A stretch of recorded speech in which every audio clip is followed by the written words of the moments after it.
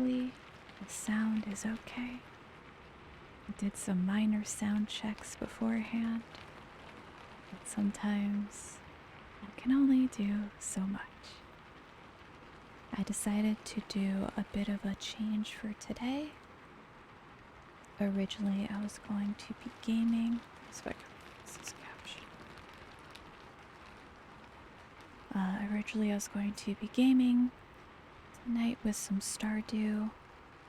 Instead, I'm going to be doing some Japanese fairy tales reading today. I wasn't up for super duper entertaining. I'm trying to be funny. It's been a bit of a stressful, busy week. So we're gonna do something a little different. I was thinking about doing this next week, but I think this is fine. This is totally fine, right? So, why don't we get right into it? And welcome, DJ Prinny. Thanks so much for being here and saying hello. If anyone has any questions, if there's any kind of follows or anything going on, I will get to them between the fairy tale stories.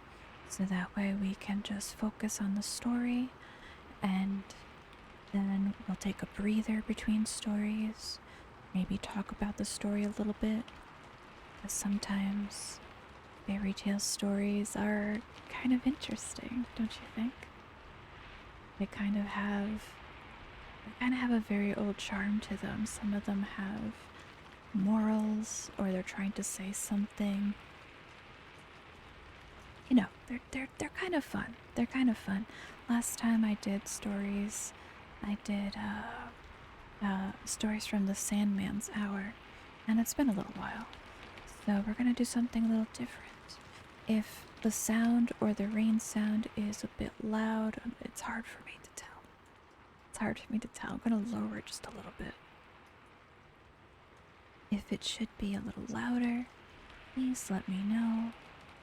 For now, we're gonna start some light reading.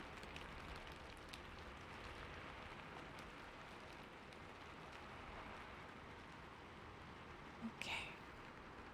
So we're gonna be reading Japanese fairy tales compiled by 𝗙cie𝗹𝗹𝟎. This is provided by Gutenberg.org. Free stories that anyone can enjoy. I'm going to have them on the screen, but if you want to check them out after the stream, you can just go to Gutenberg.org to reread them at any time. Our first story today is My Lord Bag of Rice. Long, long ago, there lived in Japan a brave warrior known to all as Tawara Toda, or My Lord Bag of Rice. His true name was Fujiwara Hidesato, and there's a very interesting story of how he came to change his name. One day, he sallied forth in search of adventures, for he had the nature of a warrior and could not bear to be idle. So he buckled on his 2 swords, took his huge bow, much taller than himself, in his hand, and slinging his quiver on his back, started out. He had not gone far when he came to the bridge of Seta no Karashi, spanning one end of the beautiful Lake Biwa. No sooner had he set foot on the bridge than he saw lying right across his path a huge serpent dragon. Its body was so big that it looked like the trunk of a large pine tree, and it took up the whole width of the bridge. One of its huge claws rested on the parapet of one side of the bridge, while its tail lay right against the other. The monster seemed to be asleep, and as it breathed, fire and smoke came out of its nostrils. At first, 𝗙cie𝗹𝗹cie could not help feeling alarmed at the sight of this horrible reptile lying in his path, for he must either turn back or walk right over its body. He was a brave man, however, and putting aside all fear, went forward dauntlessly. Crunch, crunch. He stepped now on the dragon's body, now between its coils, and without even one glance backward, he went on his way. He had only gone a few steps when he heard someone calling him from behind. On turning back, he was much surprised to see that the monster dragon had entirely disappeared, and in its place was a strange-looking man who was bowing most ceremoniously to the ground. His red hair streamed over his shoulders and was surmounted by a crown in the shape of a dragon's head, and his sea green dress was patterned with shells. 𝗙cie𝗹𝗹cie knew at once that this was no ordinary mortal, and he wondered much at the strange occurrence. Where had the dragon gone in such a short span of time? Or had it transformed itself into this man? And what did the whole thing mean? While these thoughts passed through his mind, he had come up to the man on the bridge and now addressed him. "Was it you that called me just now?" "Yes, it was I," answered the man. "I have an earnest request to make to you. Do you think you can grant it to me?" "If it is in my power to do so, I will," answered 𝗙cie𝗹𝗹cie. "But first, tell me who you are." "I am the Dragon King of the lake, and my home is in these waters just under this bridge." "And what is it you have to ask of me?" said 𝗙cie𝗹𝗹cie. "I want you to kill my mortal enemy, the centipede, who lives on the mountain beyond." And the Dragon King pointed to a high peak on the opposite shore of the lake. "I have lived now for many years in this lake, and I have a large family of children and grandchildren.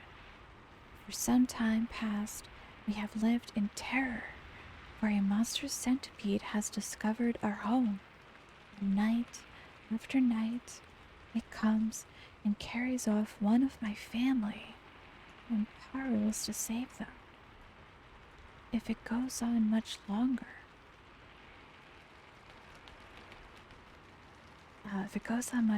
like this, not only shall I lose all my children, but I myself must fall a victim to the monster. I am therefore very unhappy, and in my extremity I determined to ask the help of a human being. For many days, with this intention, I have waited on the bridge in the shape of the horrible serpent dragon that you saw, in the hope that some strong, brave man would come along. But all who came this way, as soon as they saw me, were terrified and ran away as fast as they could. You are the first man I have found able to look at me without fear, so I knew at once that you were a man of great courage. I beg you to have pity upon me. Will you not help me and kill my enemy, the centipede?" 𝗙cie𝗹𝗹𝗪 felt very sorry for the Dragon King on hearing his story, and readily promised to do what he could to help him. The warrior asked where the centipede lived, so that he might attack the creature at once. The Dragon King replied that its home was on the mountain 𝗙cie𝗹𝗪cie, but that as it came every night at a certain hour to the palace of the lake, it would be better to wait till then. So 𝗙cie𝗹𝗹𝗪 was conducted to the palace of the Dragon King, under the bridge. Strange to say, as he followed his host downwards, the waters parted to let them pass, and his clothes did not even feel damp as he passed through the flood. Never had 𝗙cie𝗹𝗹liche seen anything so beautiful as this palace built of white marble beneath the sea. Beneath the lake. He had often heard of the Sea King's palace. So, I'm looking at chat. What's up, chat? How's everybody? He'd often heard of the Sea King's palace at the bottom of the sea, where all the servants and retainers were saltwater fishes. But here was a magnificent building in the heart of Lake Biwa. The dainty goldfishes, red carp, and silvery trout waited upon the Dragon King and his guest. 𝗙cie𝗹𝗹liche was astonished at the feast that was spread for him. The dishes were crystallized lotus leaves and flowers, and the chopsticks were of the rarest ebony. As soon as they sat down, the sliding doors opened, and 10 lovely goldfish dancers came out, and behind them followed 10 red carp musicians with the koto and the samisen. Thus the hours flew by till midnight, and the beautiful music and dancing had banished all thoughts of the centipede. The Dragon King was about to pledge the warrior in a fresh cup of wine when the palace was suddenly shaken by a tramp, as if a mighty army had begun to march out far away. 𝗙cie𝗹𝗹liche and his host both rose to their feet and rushed to the balcony, and the warriors saw on the opposite mountain 2 great balls of glowing fire coming nearer and nearer. Dragon King stood by the warrior's side, trembling with fear. The centipede, those 2 balls of fire are its eyes. It is coming for its prey. Now is the time to kill it.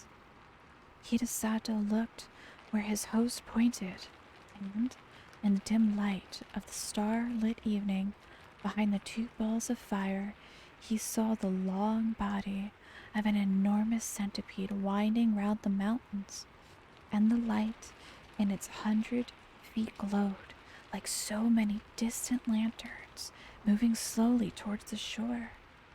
𝗙cie𝗹𝗹liche showed not the least sign of fear. He tried to calm the Dragon King. "Don't be afraid. I shall surely kill the centipede. Just bring me my bow and arrows." The Dragon King did as he was bid, and the warrior noticed that he had only 3 arrows left in his quiver. He took the bow, and fitting an arrow to the notch, took careful aim and let fly.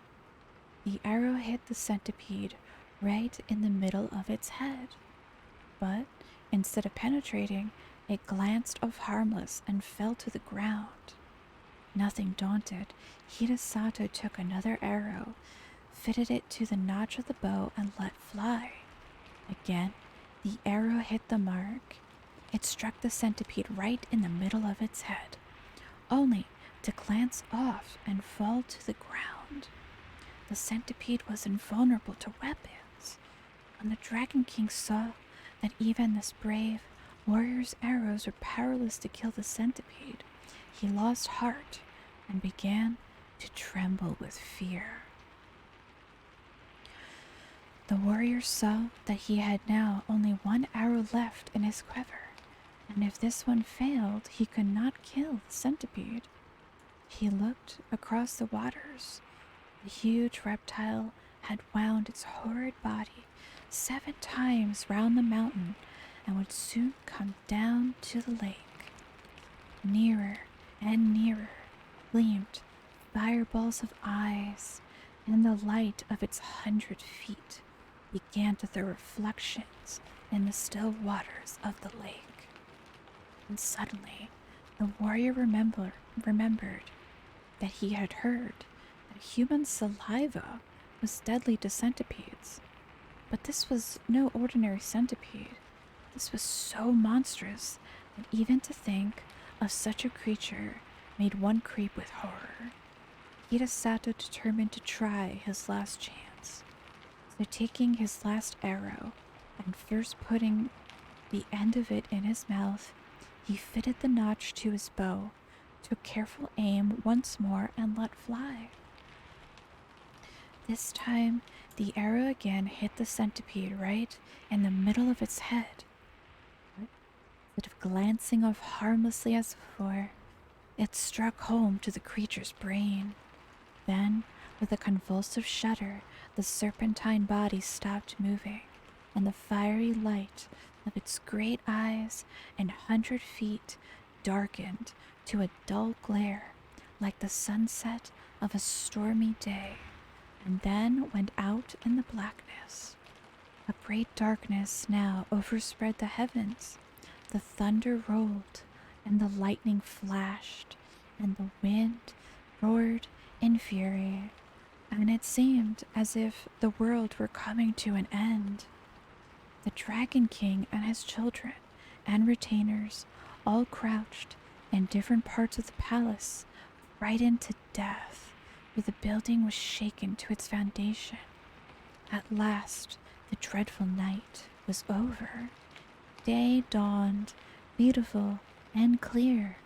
The centipede was gone from the mountain.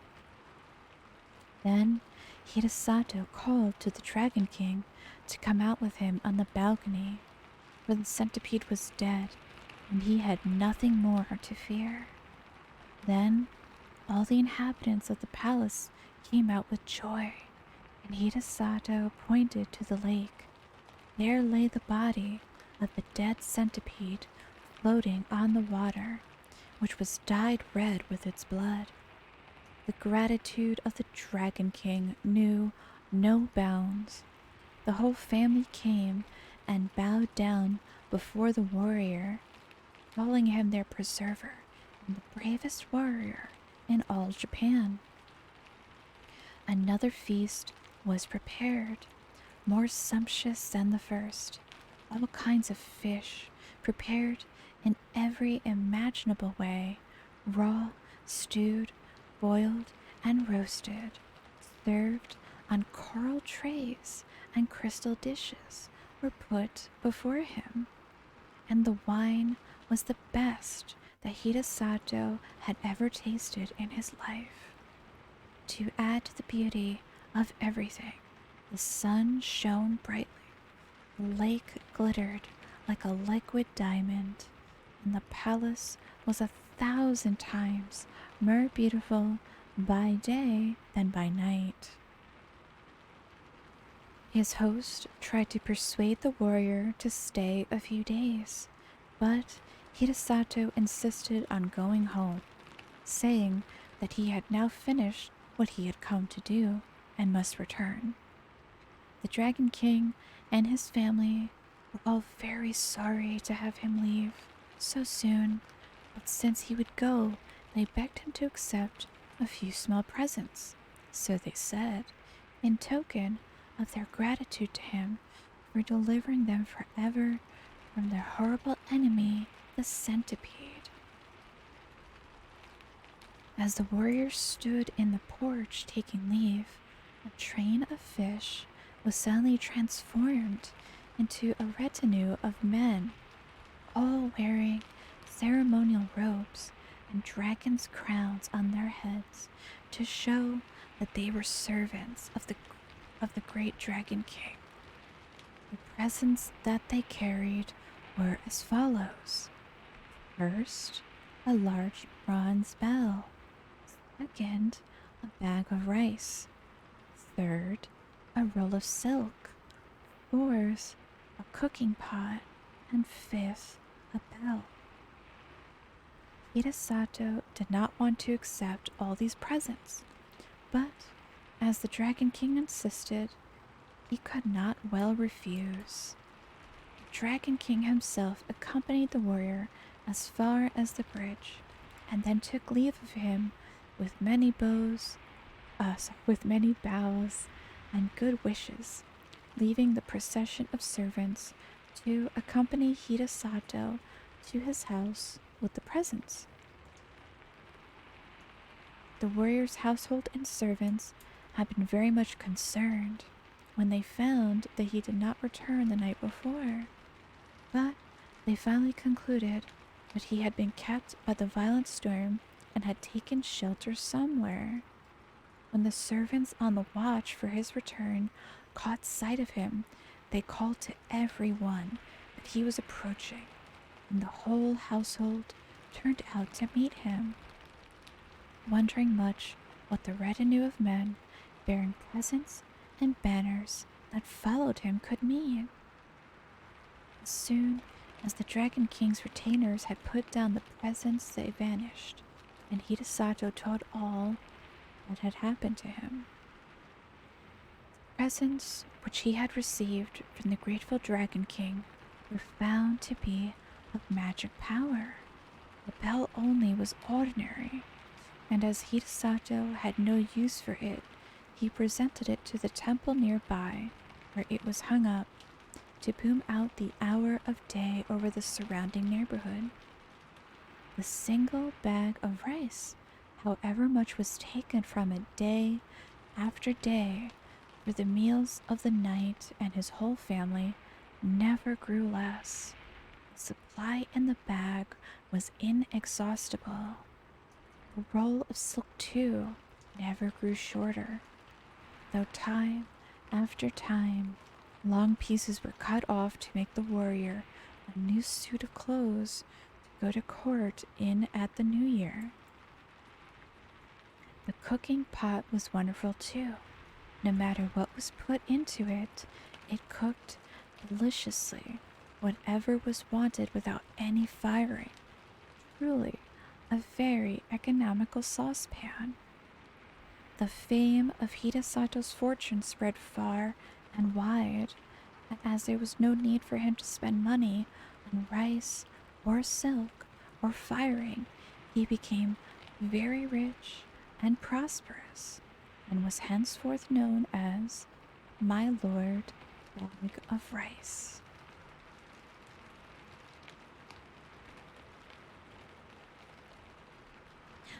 That was an interesting one, huh? That was an interesting one. What's up, Iron? Hey, Salty, and what is good, Nox? How is everybody? I'm sorry to hear you have COVID again, Iron. Fortunately, with variants and all that, you know, it's definitely an ongoing problem. It's definitely an ongoing situation. Hopefully you can recover quickly, though. Hopefully you get the help you need and you can recover quickly. But yeah, that was our first story of the night. I'll be taking breaks between stories to chat with everybody. Try and keep the stories going as much as we can, for the most part. As I said earlier, originally I was going to do some gaming, but wasn't really up for it today. It sucks a lot more. Yeah, you know, it's the problem with I guess the variants and all of that. Sometimes they can affect you much more differently. Yeah, I've been tested a few times, but all my tests came back negative.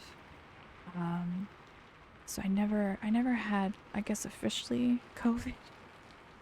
I was checked a few times though. I actually had to get tested before I had surgery last winter as well. So I don't know, even when I got my vaccine a couple of months ago, I actually had a pretty okay. I didn't really have any side effects, oddly enough, which I thought was unusual for me. I usually get very, very easily sick. Very, very easily sick. Like recently it's been bad with migraines, and I think I have some kind of possible heart issue. Not too sure. Not too sure yet. I have to go back for testing myself. But there's a long wait. There's a long wait for testing. So, you know, medical issues are what they are. Hopefully we just all have we're able to recover quickly. Quickly and easily is the most important part. Sure, for sure. Ba-ba. But yeah, it's been kind of a weird week, and yeah.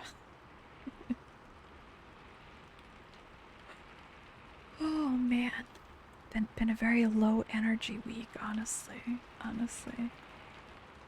Which is why even Wednesday was a bit shorter than you. I mean, I wouldn't say, well, Wednesday was definitely my shortest stream in a while. It was like under 2 hours. I don't think I've been under 2 hours in an extremely long time. But sometimes you do need to have that time for yourself to recover, to sometimes reflect. Sometimes you just need that time for yourself. It's been challenging lately with a lot of projects and everything going on.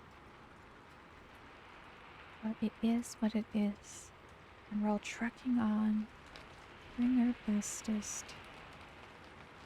So, yeah, so hopefully, you know, we have some chill times tonight. Chill times. Make sure everyone also hydrate. It's also the heat. The heat has been making everyone sick too. Too hot. It's been very much like too hot, for sure. Too hot. I'm laughing at these captions. But yeah, if there's any questions or anything like that, I'll try to get to them between the stories and all that. I did have to turn off some redemptions for today because a couple of them weren't working correctly. I need to fix them because I changed part of my setups with the scenes. And what was the other thing? I feel like I need to move this around. Let's see. Put that there. I don't know if people will read it, but you never know. Hopefully that helps. Alright, hopefully the rain sound is kind of nice. I picked it up a couple of weeks ago, actually. It's my first time getting a chance to use it. Because I've been planning to do this. I wish I was going to do it next week. But there's going to be a Twitch drops for Stream Raiders for next Wednesday that I'm probably going to be doing instead. And I might do an art stream next week as well. We're going to see how it goes. There's a lot of stuff to be done. A lot of stuff to get done. Alrighty. Is everyone ready for the next fairy tale? Let me pull up my window and we can get started.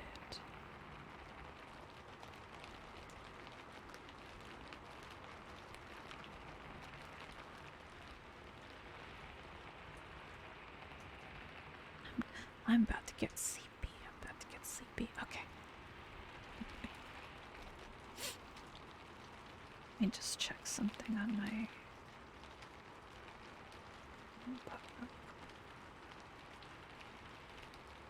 Okay, I see. Alright, our next story is called The 𝗙cie𝗹𝗹cie. Long ago, in Japan, there lived an old man and his wife. The old man was a good, kind-hearted, hard-working, old fellow, but his wife was a regular crosspatch who spoiled the happiness of her home by her scolding tongue. She was always grumbling about something from morning to night. The old man had, for a long time, ceased to take any notice of her crossness. He was out most of the day at work in the fields, and as he had no child, for his amusement when he came home, he kept a tame sparrow. He loved the little bird just as much as if she had been his child. When he came back at night after his hard day work in the open air, it was his only pleasure to pet the sparrow, to talk to her, and to teach her little tricks, which she learned very quickly. The old man would open her cage and let her fly about the room, and they would play together. Then, when supper time came, he always saved some tidbits from his meal with which to feed his little bird. Now one day, the old man went out to chop wood in the forest, and the old woman stopped at home to wash clothes. The day before, she had made some starch, and now when she came to look for it, it was all gone. The bowl, which she had filled full yesterday, was quite empty. While she was wondering who could have used or stolen the starch, down flew the pet sparrow, and bowing her little feathered head, a trick which she had been taught by her master, the pretty bird chirped and said, "It is I who have taken the starch. I thought it was some food put out for me in that basin, and I ate it all. If I had made a mistake, I beg you to forgive me. Tweet, tweet, tweet." You see from this that the sparrow was a truthful bird, and the old woman ought to have been willing to forgive her at once when she asked her to pardon so nicely. But not so. The old woman had never loved the sparrow, and had often quarreled with her husband, keeping what she called a dirty bird about the house, saying that it only made extra work for her. Now she was only too delighted to have some cause of complaint against the pet. She scolded and even cursed the poor little bird for her bad behavior. Not content with using these harsh, unfeeling words, in a fit of rage, she seized the sparrow, who all this time had spread out her wings and bowed her head before the old woman to show how sorry she was, and fetched the scissors and cut off the poor little bird's tongue. "I suppose you took my starch with that tongue. Now you may see what it is like to go without it."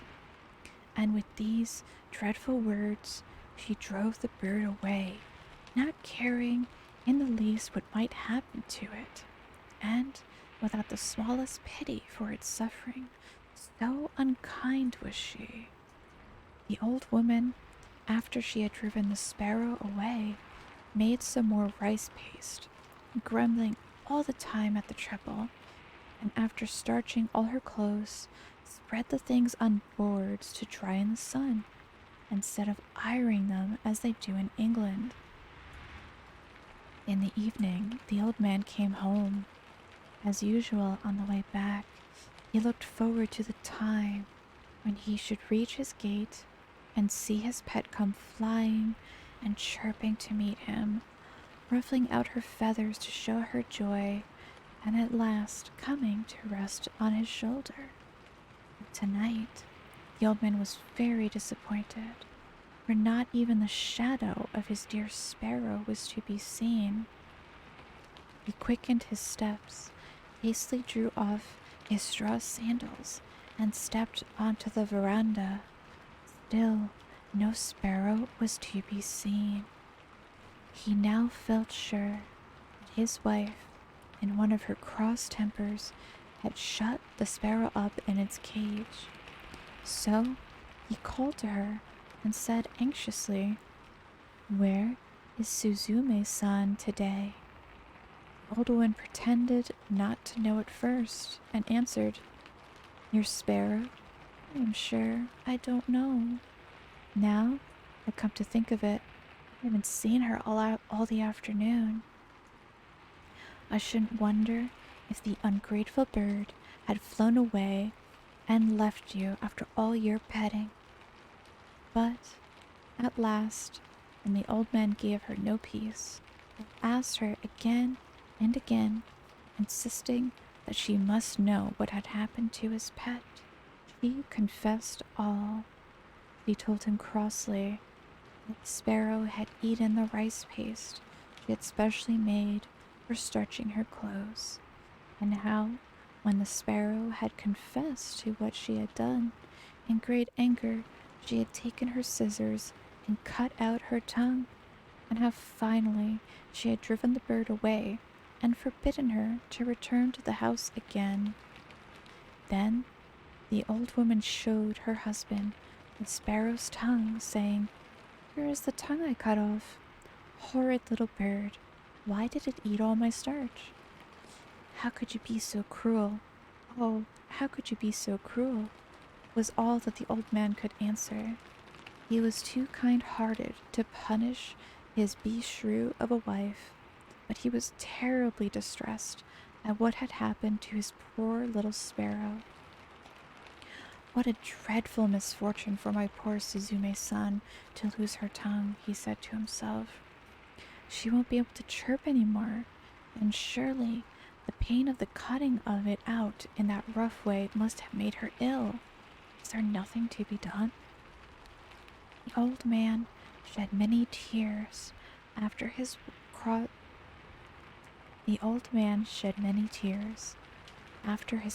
wife had gone to sleep. While he wiped away the tears with the sleeve of his cotton robe, the bright thought comforted him. He would go and look for the sparrow on the morrow. Having decided this, he was able to go to sleep at last. The next morning he rose early, as soon as ever the day broke, and snatching a hasty breakfast, started out over the hills and through the woods, stopping at every clump of bamboos to cry, "Where, oh where, does my tongue-cut sparrow stay? Where, oh where, does my tongue-cut sparrow stay?" He never stopped to rest for his noonday meal, and it was far on in the afternoon when he found himself near a large bamboo wood. Bamboo groves are his favorite haunt of sparrows, and there, sure enough, at the edge of the wood, he saw his own dear sparrow waiting to welcome him. He could hardly believe his eyes for joy, and ran forward quickly to greet her. She bowed her little head and went through a number of the tricks her master had taught her, to show her pleasure at seeing her old friend again. And, wonderful to relate, she could talk as of old. The old man told her how sorry he was for all that had happened, and inquired after her tongue, wondering how she could speak so well without it. Then the sparrow opened her beak and showed him that a new tongue had grown in place of the old one, and begged him not to think any more about the past, for she was quite well now. Then the old man knew that his sparrow was a fairy, no common bird. It would be difficult to exaggerate the old man's rejoicing now. He forgot all his troubles.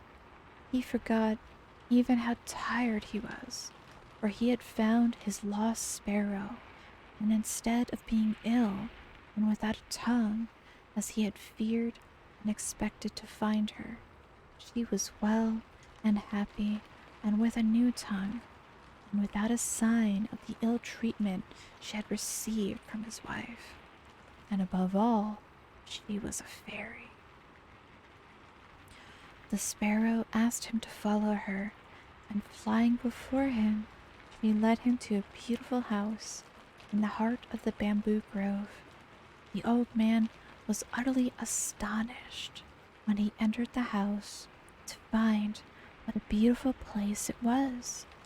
It was built of the whitest wood, the soft, cream-colored mats which took the place of carpets were the finest he had ever seen, and the cushions that the sparrow brought out for him to sit on were made of the finest silk and crepe.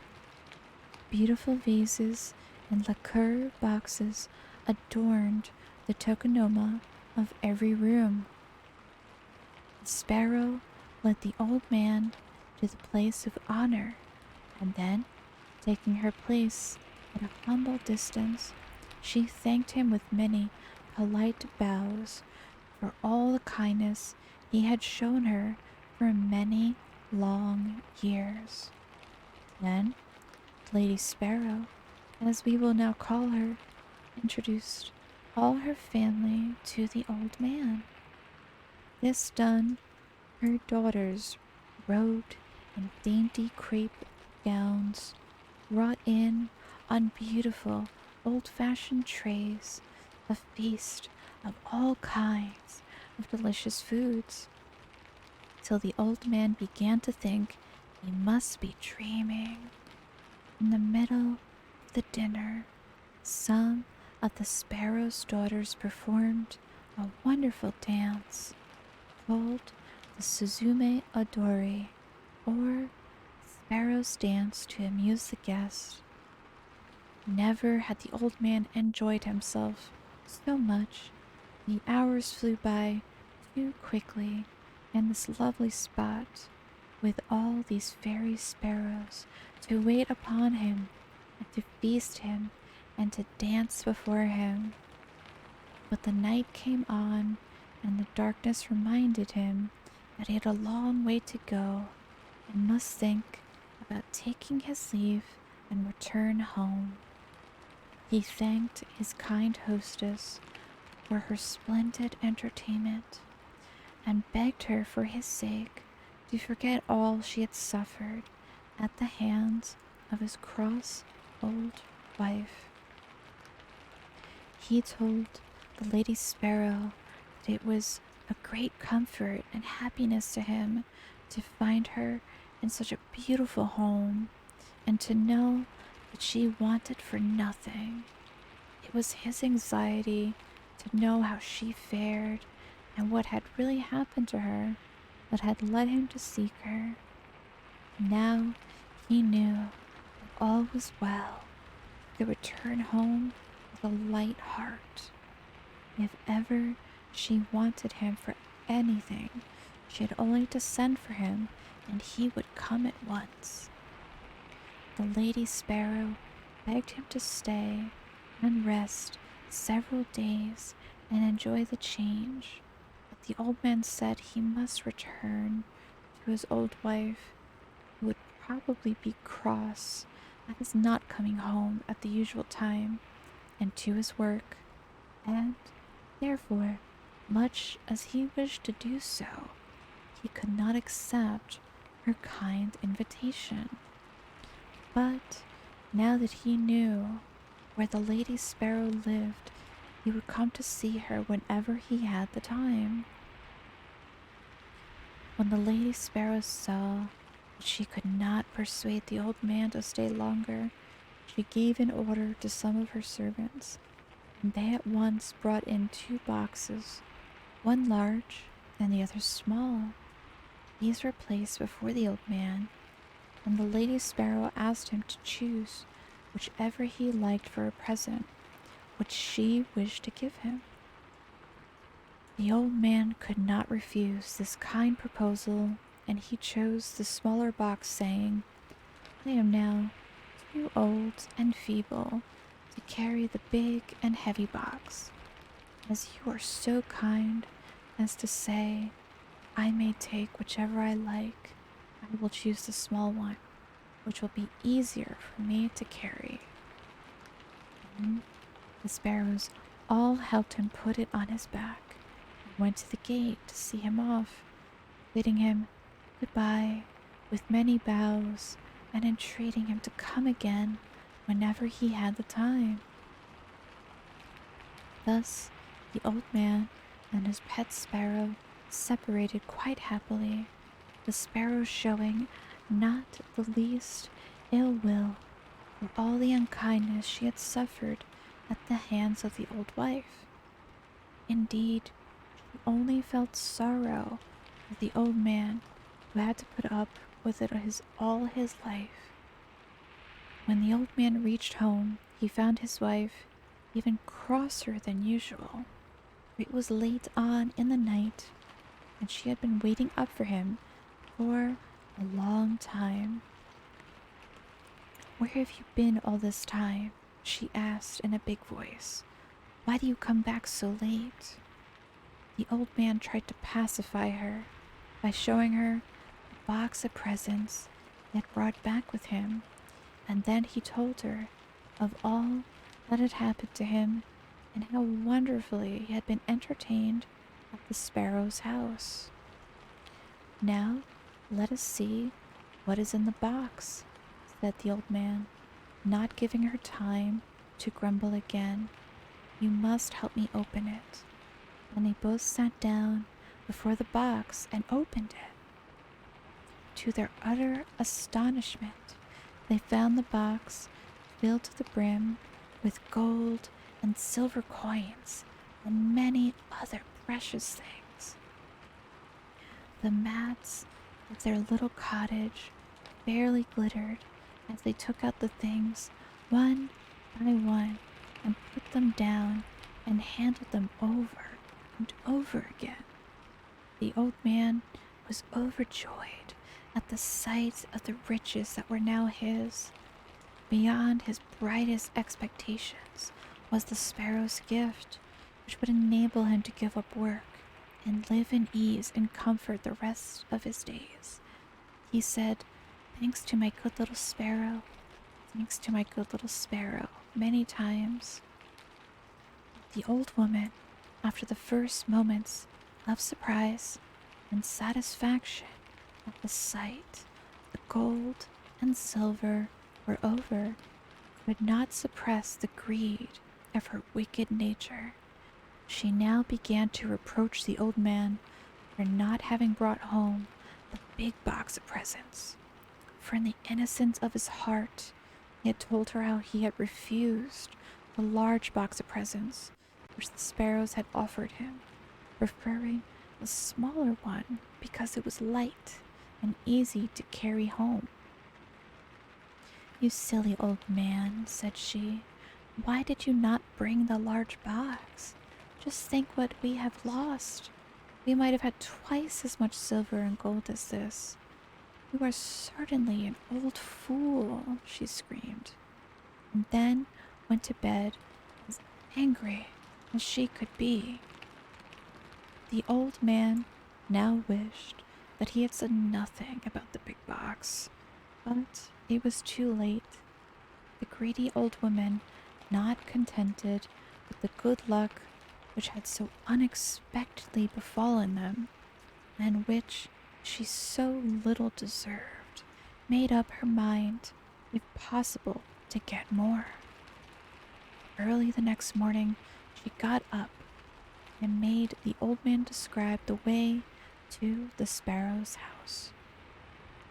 When he saw what is in her mind, he tried to keep her from going, but it was useless.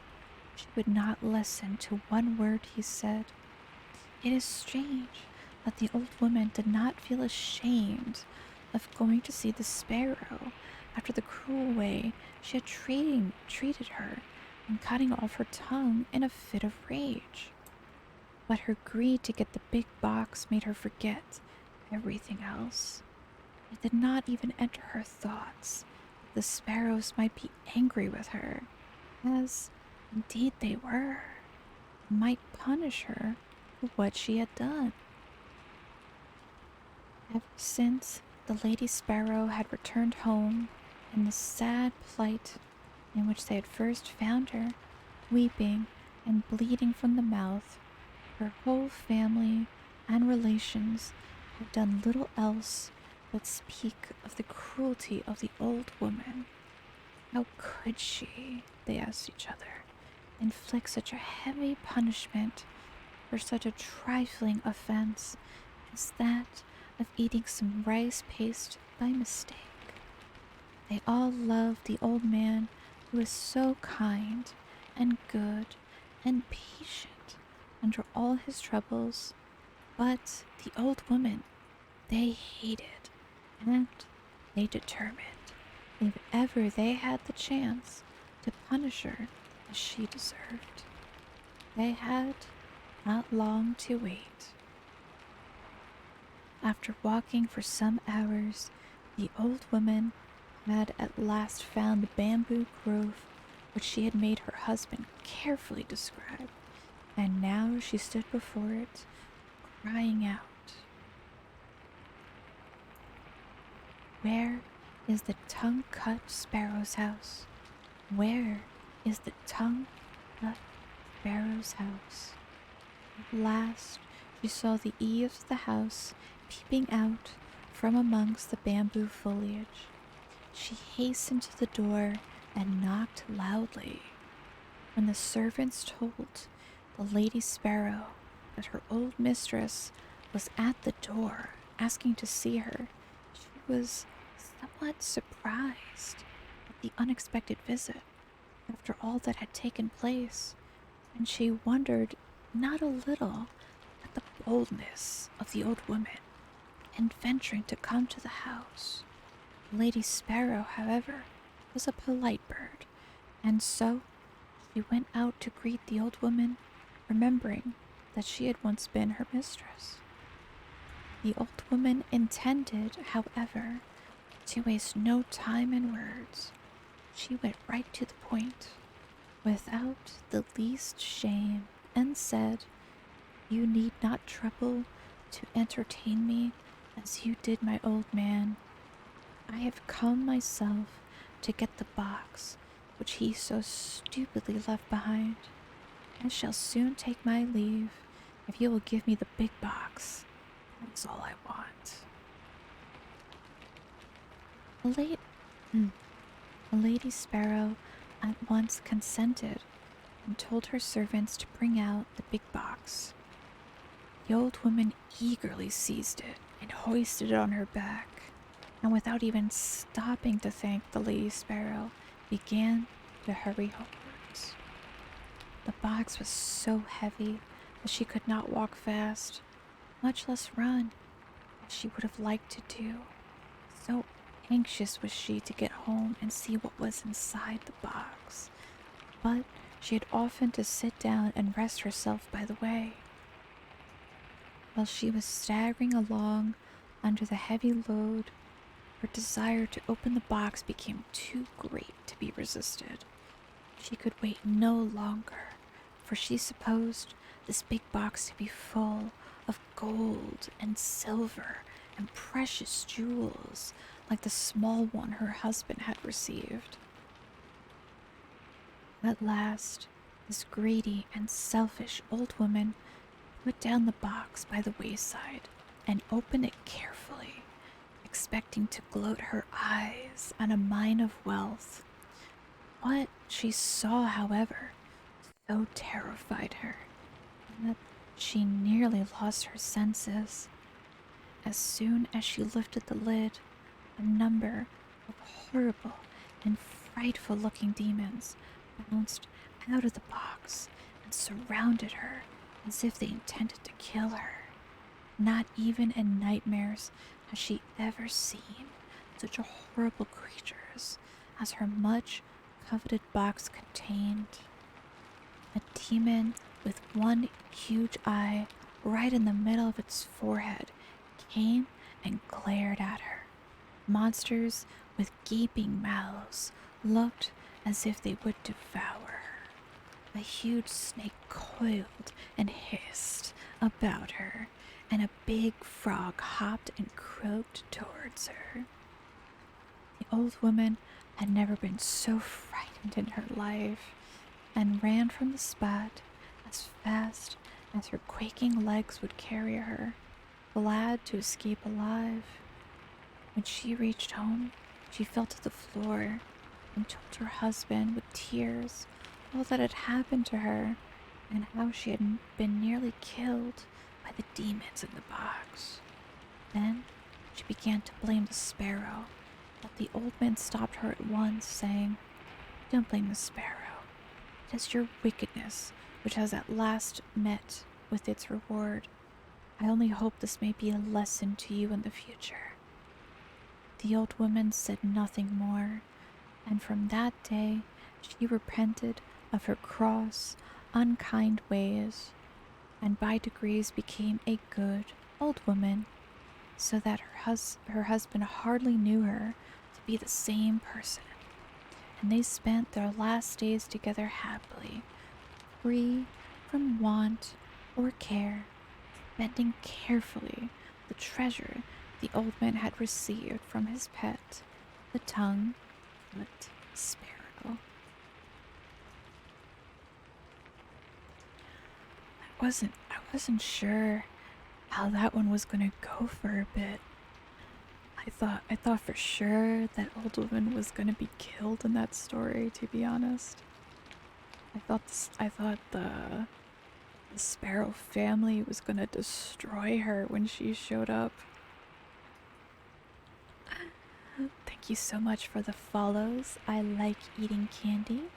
Thank you for the follow, Days 1003.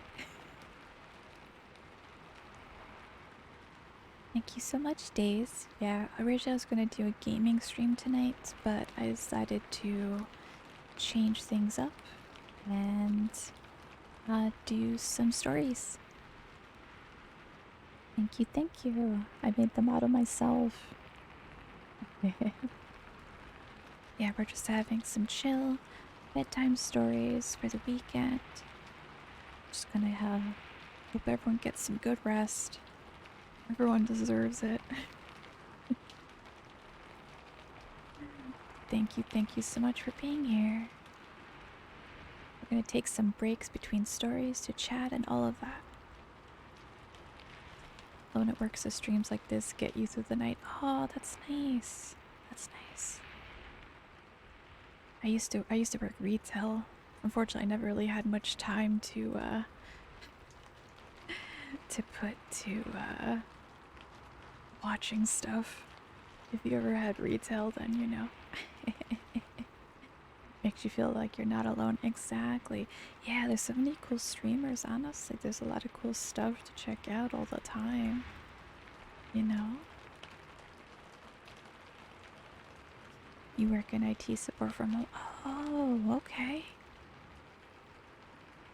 That's not too bad. Well, I'm sure it has its moments.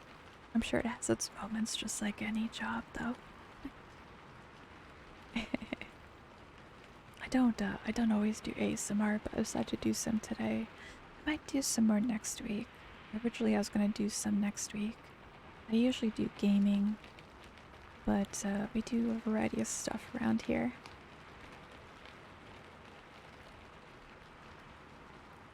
My poor avatar when I'm drinking, my goodness. Oh my gosh, Blockbuster, oh wow. Classic.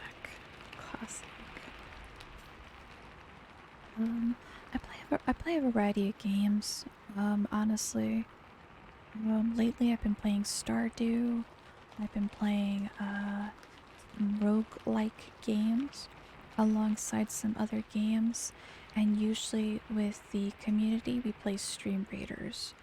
I just don't have it on today, so that way, you know, I'm just focusing on the stories today. Yeah, there's a couple of really cool ones that came out recently.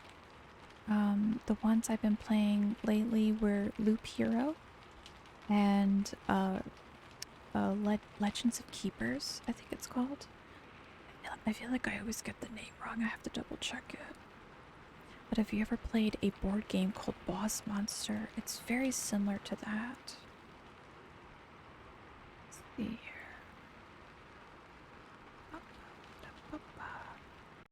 I play a little bit of everything.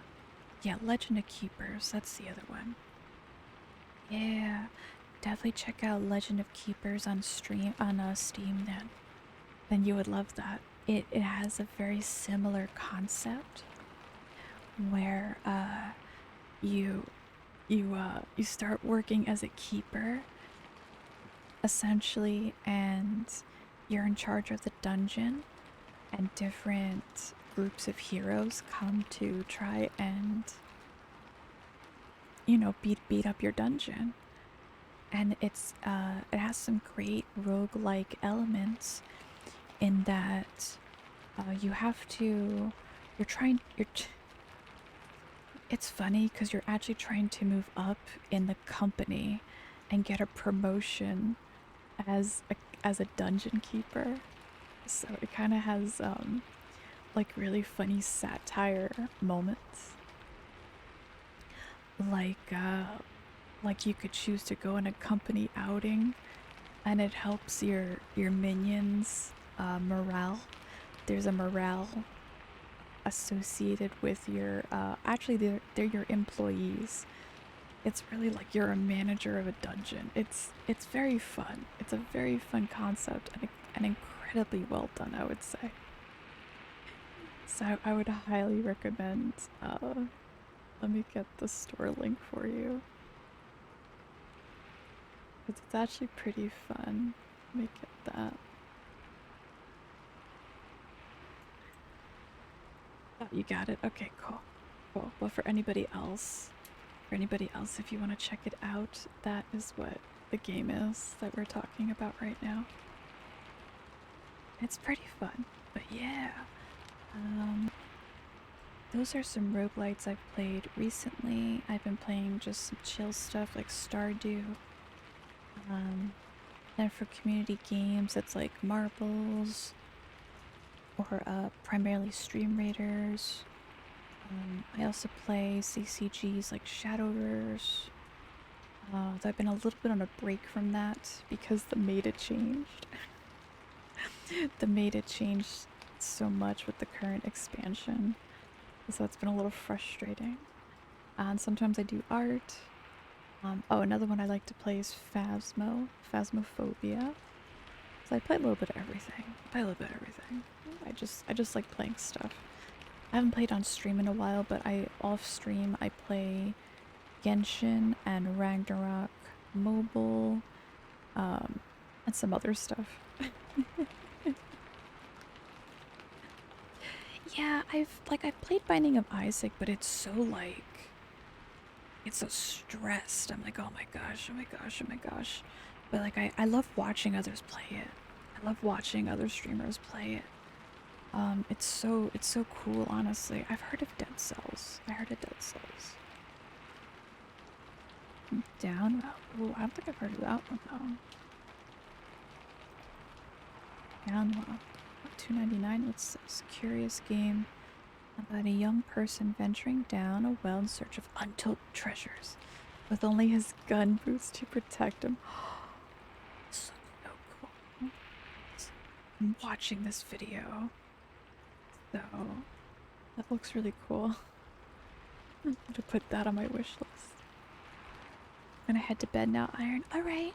Well, hopefully the bedtime stories help you go to rest. If you need any more stories, I do have 2 videos up on the YouTube from a little while ago as well. But I do hope you get some rest and that you're able to recover quickly, for sure.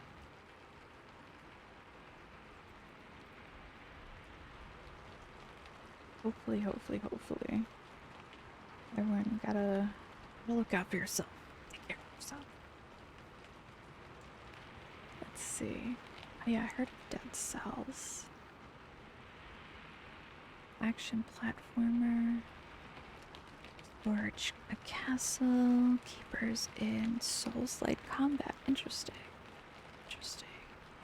Gungeon. That sounds. I like how there's enter the gungeon and exit the gungeon.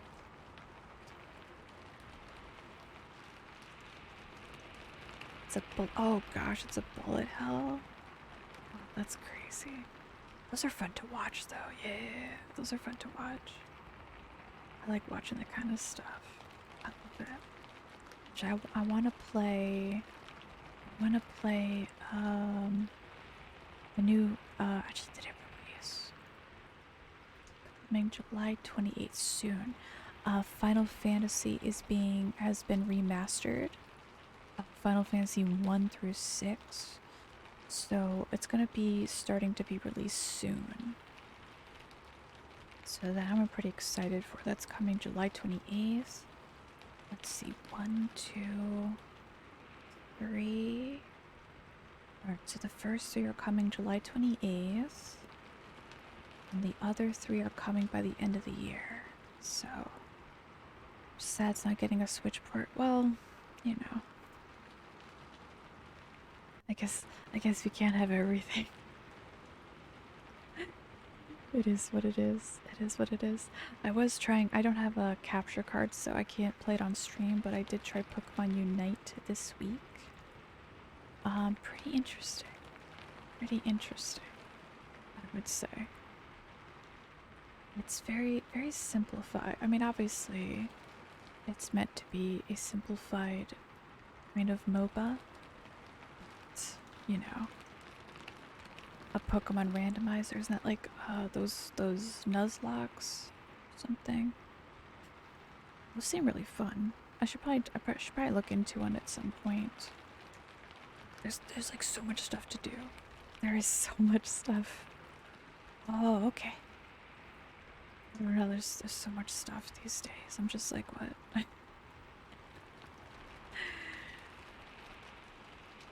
As long as everyone's having fun. As long as you find some way to enjoy the game, that's really all that matters. Gosh, yeah, there's a lot of options these days. A lot of options these days, especially for like Pokemon, emulators, all that kind of stuff. I was hoping Unite was coming out on mobile at the same time, but it's not coming out on mobile till September. Cause I don't know, I was gonna play an emulator on my computer, but I guess not. But I guess not. Everything's random. Choices for 𝗙cie𝗹𝗹cie and Abra. Oh gosh. What would be the right call there? I feel like maybe Machop or Pidgey. I don't know if Abra would be good at. Yeah. Machop would probably be my first choice. Huh. Oh, that's right. That's right, it would only know teleport, huh? Like, if the skills aren't random, then yeah. That makes a lot of sense. If the skills aren't random, that makes a lot of sense. Gosh. If it wasn't so random, it'd be so bad, I guess.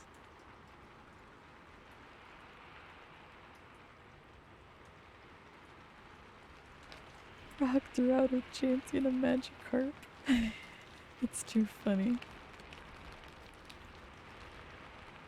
My head canon is like he was boring Pokemon from like the Poké Center and from Misty. that would be my reason, my logic. I would get behind. Oh gosh, that's funny. That's actually pretty funny. I like can't even imagine that.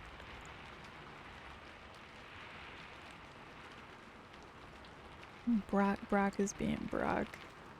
Brock is wooing all the ladies for their Pokemon, as he always tries to do. That's too funny. It's too funny.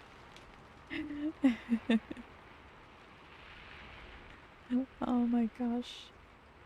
If there was a link, links aren't allowed in the chat.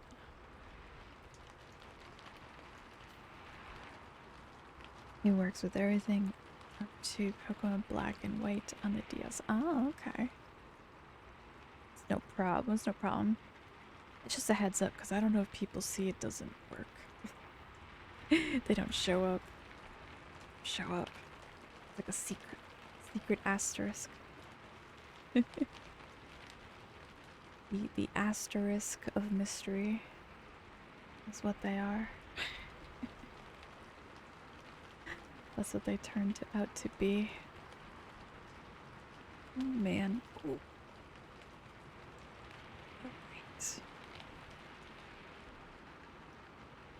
Having a good stretch. Having a good stretch, having some hydrates.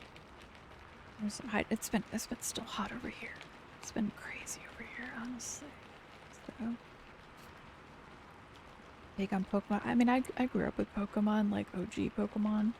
So it's just like pure nostalgia. It's like just pure nostalgia.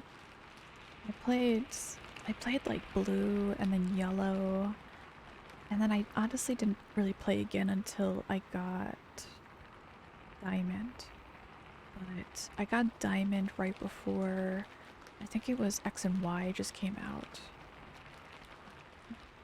If I'm remembering the timeline correctly. It's hard to remember. Oh, no, because it was Diamond and then Black and White. Oh yeah, X and Y was later. Yeah, so I got Diamond right before Black and White came out. Yeah. And then I played both of those and I loved Black and White. And Black and White too. They were so good. They were so good. And I played X and Y, Sun and Moon, and then Ultra Sun and Moon. And then I took a break. I didn't get Sword and Shield. It didn't excite me. Sword and Shield didn't excite me whatsoever. So I ended up not buying it. I did have like Let's Go Pikachu, if that counts. Well, actually, technically I got the Eevee. Because I thought it would be cute. It was something different. And I thought they did a good job with it. Eventually I want to get Pokemon Snap, but you know. Spent too much time racing Yamper because I'm oh, how cute. How cute. Yeah, and I think it was X and Y they had the herdier. I don't know, but you know the dog with the what do you call it? The mustache. And it reminded me I used to have schnauzers growing up. Welcome everybody, welcome Pablo Motor, and welcome Calirius. Welcome. We're just having a chat before I get to the next story. And then I always, anytime there's like dog Pokemon, I always name them after like my dogs growing up. And I always keep like a copy of them in the Pokebox. I always keep copies of them, like, I don't know. I like to torture myself a little bit with that, I guess. He named her Chloe. That's such a cute name. I like Chloe. My in-laws used to have a dog named Chloe years and years ago. I used to hear it was like before I even met them, but they would tell me stories of a Chloe. It was super cute. It was oh shoot, what was the dog breed? Chow Chow. It was a Chow Chow. So she's a good girl. She's asleep at the feet of my desk. She had a rough day. Aww. Chows are pretty. They're very protective though. They used to have another Chow Chow. And yeah, she wasn't like tied up, but she was kind of tied up in the house because they used to have a lot of people come in and out, and she would be like a little scary. She'd be a little scary. Chloe went to the groomer for the first time in her 7 years. Aww. It was a big day. Big day for Chloe. Definitely a big day for Chloe. My goodness. Oh no.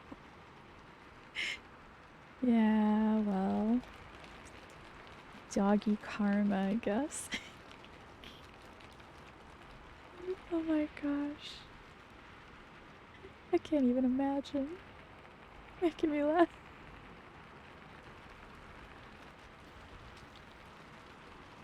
That's so silly. That's so funny and so silly. Oh my god.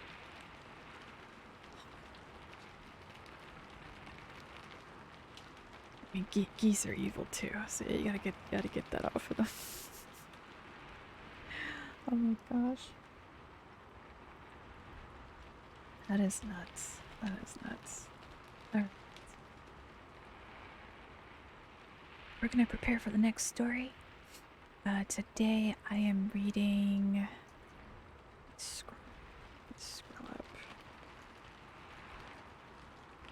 Today I am reading Japanese fairy tales compiled by 𝗙cie𝗹𝗹𝗪cie. We've gone through 2 stories so far. We got through My Lord Bag of Rice, The Tongue-Cut Sparrow. The next one we have is the story of 𝗙cie𝗹𝗹ecie Taro, the Fisher Lad. The way that these are like translated seems so casual. We have a dog park. The letter. Oh, that's so nice. Oh gosh. Well, at least you have a dog park. That's good. at least they're able to chill out. And at the dog park, that's funny though. Oh my gosh. I can only imagine. Like, why would you do this? Why would you do this? Oh gosh. Yeah, that's lovely. That's lovely. We have to start looking for a house at some point. And those are definitely big factors when you want to think of the future, you know.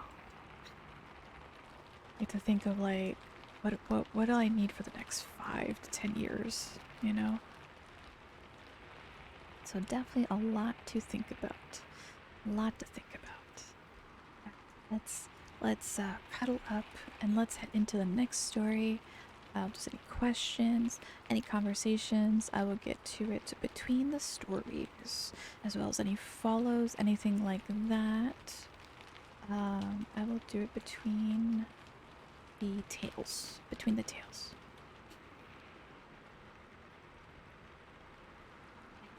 Enjoy. This is the story of Urashima Taro, the Fisher Lad.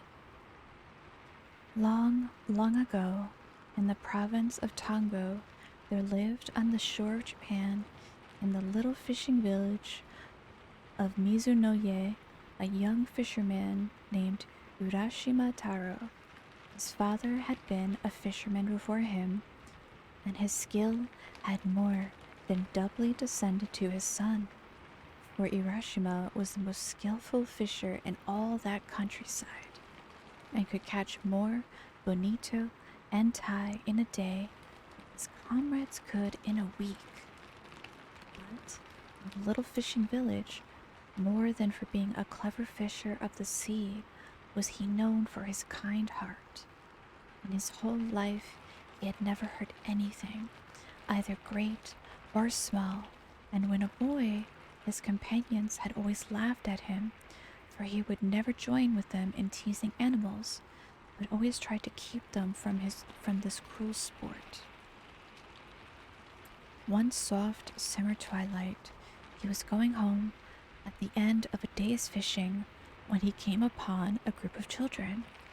They were all screaming and talking at the tops of their voices, and seemed to be in a state of great excitement about something, and on his going up to them to see what was the matter, he saw that they were tormenting a tortoise. First, one boy pulled it this way, then another boy pulled it that way, while a third child beat it with a stick, and the fourth hammered its shell with a stone. Now Urashima felt very sorry for the poor tortoise, and made up his mind to rescue it. He spoke to the boys. "Look here, boys, you are treating that poor tortoise so badly that it will soon die." The boys were all of an age when children seemed to delight in being cruel to animals, took no notice of Urashima's gentle reproof, but went on teasing it as before. One of the older boys answered, "Who cares whether it lives or dies? We do not. Here, boys, go on and on." And they began to treat the poor tortoise more cruelly than ever. Urashima waited a moment, turning over in his mind what would be the best way to deal with the boys. He would try to persuade them to give the tortoise up to him, so he smiled at them and said, "I am sure you are all good, kind boys. Now, won't you give me the tortoise? I would like to have it so much." "No, we won't give you the tortoise," said one of the boys. "Why should we? We caught it ourselves." "What you say is true," said Urashima, "but I do not ask you to give it to me for nothing. I will give you some money for it. In other words, the Oji-san will buy it of you. Won't that do for you, my boys?" He held up the money to them, strung on a piece of string through a hole in the center of each coin. "Look, boys, you can buy anything you like with this money. You can do much more with this money than you can with that poor tortoise. See what good boys you are to listen to me." The boys were not bad boys at all. They were only mischievous, and as Urashima spoke, they were won by his kind smile and gentle words, and began to be of his spirit, as they say in Japan. Gradually, they all came up to him, the ringleader of the little band holding out the tortoise to him. "Very well, Oji-san, we will give you the tortoise if you will give us the money." And Urashima took the tortoise and gave the money to the boys, who, calling to each other, scampered away and were soon out of sight. Then Urashima stroked the tortoise's back, saying as he did so, "Oh, you poor thing, you poor thing. There, there, you are safe now. They say that a stork lives for 1,000 years, but the tortoise for 10,000 years. You have the longest life of any creature in this world, and you are in great danger of having that precious life cut short by those cruel boys. Luckily, I was passing by and saved you, and so life is still yours. Now, I'm going to take you back to your home, the sea, at once. Do not let yourself be caught again, for there might be no one to save you next time." All the time that the kind fisherman was speaking, he was walking quickly to the shore and out upon the rocks, and putting the tortoise into the water, he watched the animal disappear and turned homewards himself. He was tired and the sun had set. The next morning, Urashima went out as usual in his boat. The weather was fine, and the sea and sky were both blue and soft in the tender haze of summer morning. Urashima got into his boat and dreamily pushed out to sea, throwing his line as he did so. He soon passed the other fishing boats and left them behind him till they were lost to sight in the distance, and his boat drifted further and further out upon the blue waters. Somehow, he knew not why, he felt unusually happy that morning, and could not help wishing that, like the tortoise he set free the day before, he had thousands of years to live instead of his own short span of human life. He was suddenly startled from his reverie by hearing his own name called, "Urashima, Urashima," clear as a bell and soft as the summer wind. The name floated over the sea. He stood up and looked in every direction, thinking that one of the boats had overtaken him, but gaze as he might over the wide expanse of water, near or far, there was no sign of a boat, so the voice could not have come from any human being. Startled and wondering who or what it was that had called him so clearly, he looked in all directions round about him and saw that without his knowing it, a tortoise had come to the side of the boat. Urashima saw with surprise that it was the very tortoise he had rescued the day before. "Well, Mr. Tortoise," said Urashima, "was it you who called my name just now?" The tortoise nodded its head several times and said, "Yes, it was I. Yesterday, in your honorable shadow, my life was saved, and I have come to offer you my thanks and to tell you how grateful I am for your kindness to me." "Indeed," said Urashima, "it is very polite of you. Come up into the boat. I would offer you a smoke, but as you are a tortoise, doubtless you do not smoke." And the fisherman laughed at the joke. "Hee hee hee," laughed the tortoise. "Sake is my favorite refreshment, but I do not care for tobacco." "Indeed," said Urashima, "I regret very much that I have no sake in my boat to offer you, but come up and dry your back in the sun. Tortoises always love to do that." So the tortoise climbed into the boat, the fisherman helping him, and after an exchange of complimentary speeches, the tortoise said, "Have you ever seen Rinjin, the palace of the Dragon King of the Sea, Urashima?" The fisherman shook his head and replied, "No. Year after year, the sea has been my home, but though I have often heard of the Dragon King's realm under the sea, I have never yet set eyes on that wonderful place. It must be very far away, if it exists at all." "Is that really so? You have never seen the Sea King's palace? And you have missed seeing one of the most wonderful sights in the whole universe. It is far away at the bottom of the sea, but if I take you there, we shall soon reach the place. If you would like to see the Sea King's land, I will be your guide." "I should like to go there, certainly, and you are very kind to think of taking me, but you must remember that I am only a poor mortal and have not the power of swimming like a sea creature such as you are."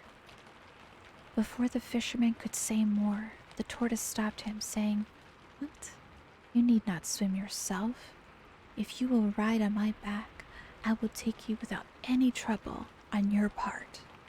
"But," said Urashima, "how is it possible for me to ride on your small back? It may seem absurd to you, but I assure you that you can do so. Try it once. Just come and get on my back and see if it is as impossible as you think." As the tortoise finished speaking, Urashima looked at its shell, and, strange to say, he saw that the creature had suddenly grown so big that a man could easily sit on its back. "It is strange indeed," said Urashima. "Then, Mr. Tortoise, with your kind permission, I will get on your back, 𝗙cie𝗹𝗹cie," he exclaimed as he jumped on. The tortoise, with an unmoved face, as if this strange proceeding were quite an ordinary event, said, "Now we will set out at our leisure," and with these words he leapt into the sea with Urashima on his back. Down to the water the tortoise dived. For a long time these two strange companions rowed through the sea. Urashima never grew tired, nor his clothes moist with the water. At last, far away In the distance, a magnificent gate appeared, and behind the gate, the long, sloping roofs of of a palace on the horizon. Yeah, exclaimed Urashima. That looks like the gate of some large palace just appearing. Mr. Tortoise, can you tell what that place is we can see now? That is the great gate of the Ranjin Palace. The large roof that you see behind the gate is the Sea King's palace itself. Then we have at last come to the realm of the Sea King and to his palace, said Urashima. Yes, indeed, answered the tortoise. Don't you think we have come very quickly? And while he was speaking, the tortoise reached the side of the gate. Here we are, and you must please walk from here. The tortoise now went in front, and speaking to the gatekeeper said, This is Urashima Taro from the country of Japan. I have had the honor of bringing him as a visitor to this kingdom. Please show him the way. Then the gatekeeper, who was a fish, at once led the way through the gate before them. The red bream, the flounder, the sole, the cuttlefish, and all the chief vassals of the Dragon King of the Sea now came out with courtly bows to welcome the stranger. Urashima-sama, Urashima-sama, welcome to the Sea Palace, the home of the Dragon King of the Sea. Thrice welcome are you, having come from such a distant country. And you, Mr. Tortoise, we are greatly indebted to you for all your trouble and bringing Urashima here. Then, turning again to Urashima, they said, Please, follow us this way. And from here, the whole band of fishes became his guides. Urashima, being only a poor fisher lad, did not know how to behave in a palace. But, strange though it was all to him, he did not feel ashamed or embarrassed, but followed his kind guides quite calmly, where they led to the inner palace. When he reached the portals, a beautiful princess with her attendant maidens came out to welcome him. She was more beautiful than any human being and was robed in flowing garments of red and soft green like the underside of a wave, and golden threads glimmered through the folds of her gown. Wow, welcome everybody. Let me pause for a second, hold on. Welcome, welcome everybody, what a surprise. Hello, hello, hello. Welcome, thank you so much for the raid, oh gosh. Nugs Fun ASMR. It is the cutest name. It is the cutest name. That is hecking adorable. Welcome everybody, welcome.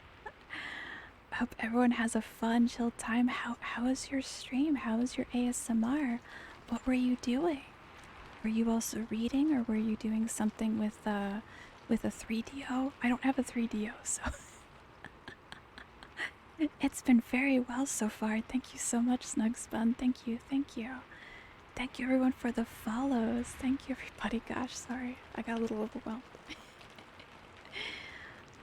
Thank you, 𝗙cie𝗹𝗹cie, Poke Dude, Logan, Feldy, Cristobal, Loadings. Welcome, welcome everybody. I'm doing some Japanese fairy tales tonight. It's kind of a nice chill stream.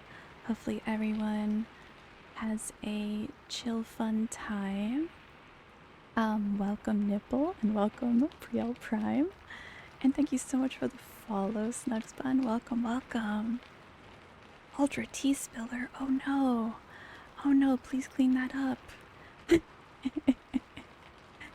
welcome, Clutch Master, as well. Welcome, welcome. Baked potato man. Oh gosh. It sounds delicious right now. Can I say that? It sounds delicious right now. You're very tired already. Get some good rest. You should get some good rest. Welcome, welcome, Penguin. Welcome, Rash Boy. Gosh, welcome, everybody. I'm a variety streamer. I don't always do ASMR, but thanks for popping into my ASMR tonight. I'll probably be doing some more next week if that's what everyone is into. I usually do gaming and a variety of other stuff and art as well. But thanks everybody for popping in. If you're just coming to the stream, I am reading off some Japanese fairy tales today. So I hope everyone has a chill time. If you would like one of the avatars that I have popping around the stream, if you want to dance on the bottom of the stream, you must be a follower of the stream. That's the only requirement. And I hope everyone has a chill time. I am pausing between stories to chat with everybody. So if anyone has any questions or anything like that, please feel free to ask, or just chill. Just get comfy, get your blankie. I hope everyone enjoys themselves, and yeah. And yeah, that's good, right? So we're gonna get back to the story real quick. If there's any additional follows or anything like that, I will be sure to thank everybody after I finish this tale. But thank you so much for being here. Thank you, thank you. Oops, wrong thing. Here we go. Oh, hello, welcome, Habo, welcome, welcome. We're doing some Japanese fairy tales tonight. We are in the middle of Urashima Taro the Fish Lad is the name of this story. And these stories, if you want to follow along yourself or read them outside of stream, they're available on Gutenberg.org as well, if you ever want to check those out. And I also throw the ASMR VODs over on YouTube, also usually within a week of the stream, if you ever want to relive the magic. Thanks everybody for being here. We're going to continue this tale. And yeah, hope everyone has a fun, chill time. Okay, so where we left off was Urashima Taro was brought to the Sea King's palace by a tortoise that he saved from some young boys who were being cruel to it. And now he's welcomed into this palace and being very overwhelmed, as he is just, as he says, a poor fisher lad. When he reached the portals, a beautiful princess with her attendant maidens came out to welcome him. She was more beautiful than any human being and was robed in flowing garments of red and soft green, like the underside of a wave, and golden threads glimmered through the folds of her gown. Her lovely black hair streamed over her shoulders in the fashion of a king's daughter many hundreds of years ago, and when she spoke, her voice sounded like music over the water. Urashima was lost in wonder while he looked upon her, and he could not speak. Then he remembered that he ought to bow, but before he could make a low obeisance, the princess took him by the hand and led him to a beautiful hall and to the seat of honor at the upper end, and bade him be seated. Urashima Taro, it gives me the highest pleasure to welcome you to my father's kingdom, said the princess. Yesterday you set free a tortoise, and I have sent for you to thank you for saving my life, for I was that tortoise. Now, if you like, you shall live here forever in the land of eternal youth, where summer never dies and where sorrow never comes, and I will be your bride if you will, and we will live happily together. forever afterwards. And as Urashima listened to her sweet words and gazed upon her lovely face, his heart was filled with a great wonder and joy, and he answered her, wondering if it was not all a dream. Thank you 1,000 times for your kind speech. There is nothing I could wish for more than to be permitted to stay here with you in this beautiful land, of which I have often heard but have never seen to this day. Beyond all words, this is the most wonderful place I have ever seen. While he was speaking, a train of fishes appeared, all dressed in ceremonial trailing garments, one by one, silently and with stately steps. They entered the hall, bearing on coral trays delicacies of fish and seaweed, such as no one can dream of. And this wondrous feast was set before the bride and bridegroom. The bride was celebrated with dazzling splendor, and in the Sea King's realm there was great rejoicing. As soon as the young pair had pledged themselves in the wedding cup of wine, 3 times 3, music was played, and songs were sung, and fishes with silver scales and golden tails stepped in from the waves and danced. Urashima enjoyed himself with all his heart. Never in his whole life had he sat down to such a marvelous feast. When the feast was over, the princes asked the bridegroom if he would like to walk through the palace and see all there was to be seen. Then the happy fisherman, following his bride, the Sea King's daughter, was shown all the wonders of that enchanted land where youth and joy go hand in hand, and neither time nor age can touch them. The palace was built of coral and adorned with pearls, and the beauties and wonders of the place were so great that the tongue fails to describe them. But to Urashima, more wonderful than the palace was the garden that surrounded it.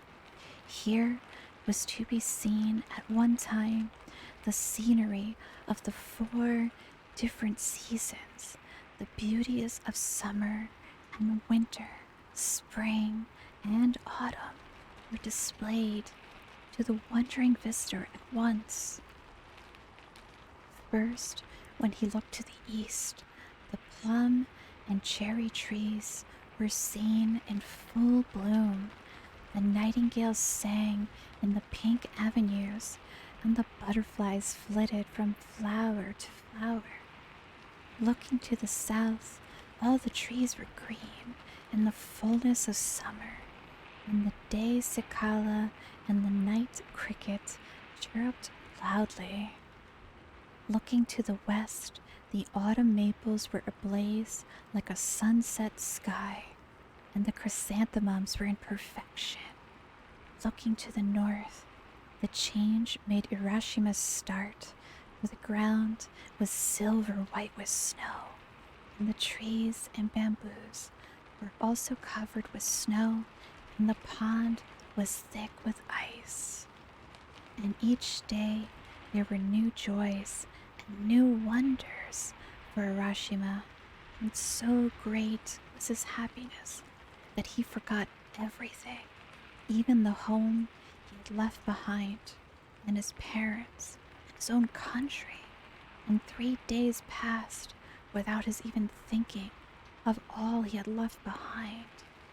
Then his mind came back to him, and he remembered who he was, and that he did not belong to this wonderful land or the Sea King's palace. And he said to himself, Oh dear, I must not stay on here, for I have an old father and mother at home. What can have happened to them all this time? How anxious they must have been these days when I did not return as usual. I must go back at once, without letting one more day pass. And he began to prepare for the journey in great haste. Then he went to his beautiful wife, the princess, and bowing low before her, he said, "Indeed, I've been very happy with you for a long time, 𝗙cie𝗹𝗹cie. You've been kinder to me than any words can tell. But now I must say goodbye. I must go back to my old parents." Then 𝗙cie𝗹𝗹cie began to weep and said softly and sadly, "Is it not well with you here, Urashima, that you wish to leave me so soon? Where is the haste? Stay with me yet another day only." And Urashima had remembered his old parents, and in Japan, the duty to parents is stronger than everything else, stronger even than pleasure or love. He would not be persuaded, but answered, "Indeed, I must go. Do not think that I wish to leave you. It is not that. I must go and see my old parents.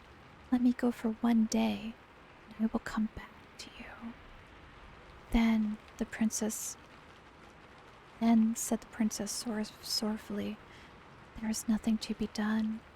I will send you back today to your father and mother, and instead of trying to keep you with me one more day, I shall give you this as a token of our love. Please take it back with you." She brought him a beautiful lacquer box tied about with a silken cord and tassels of red silk.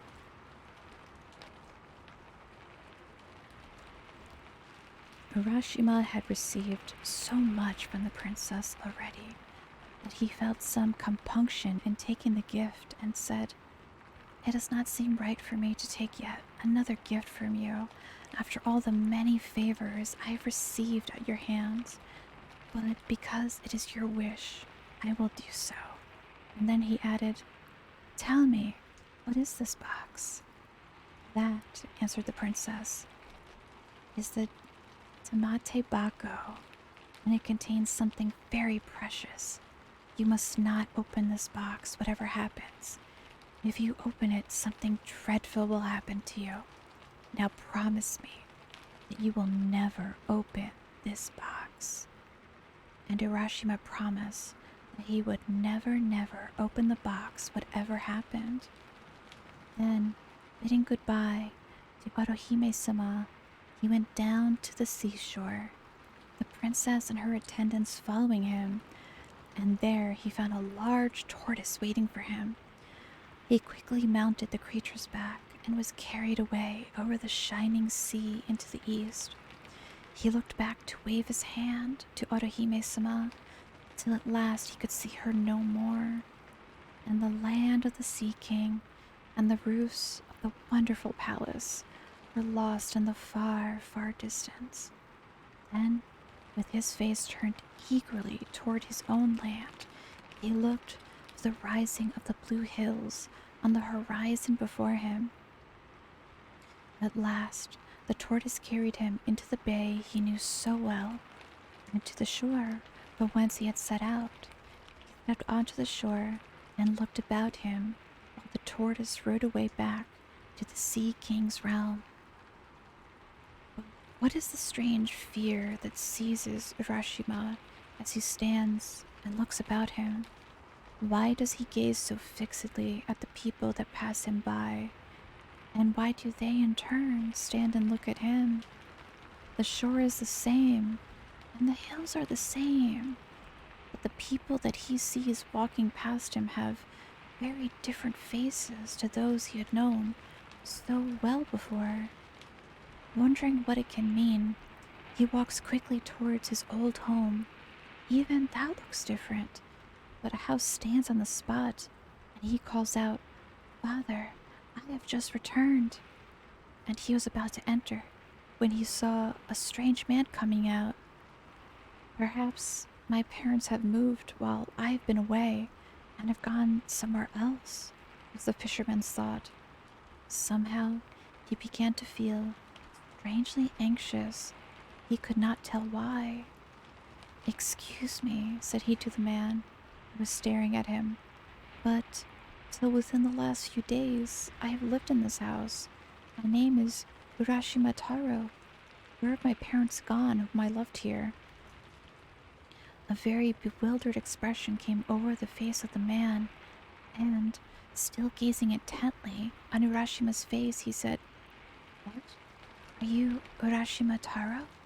"Yes," said the fisherman.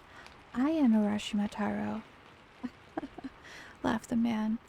"You must not make such jokes. It is true. Once upon a time, a man called 𝗙cie𝗹𝗹cie did live in this village. But that is a story 300 years old. He could not possibly be alive now." When Urashima heard these strange words, he was frightened and said, "Please, please, you must not joke with me. I am greatly perplexed. I am really 𝗙cie𝗹𝗹cie, and I certainly have not lived 300 years. Till 4 or 5 days ago, I lived on this spot. Tell me what I want to know without more joking, please."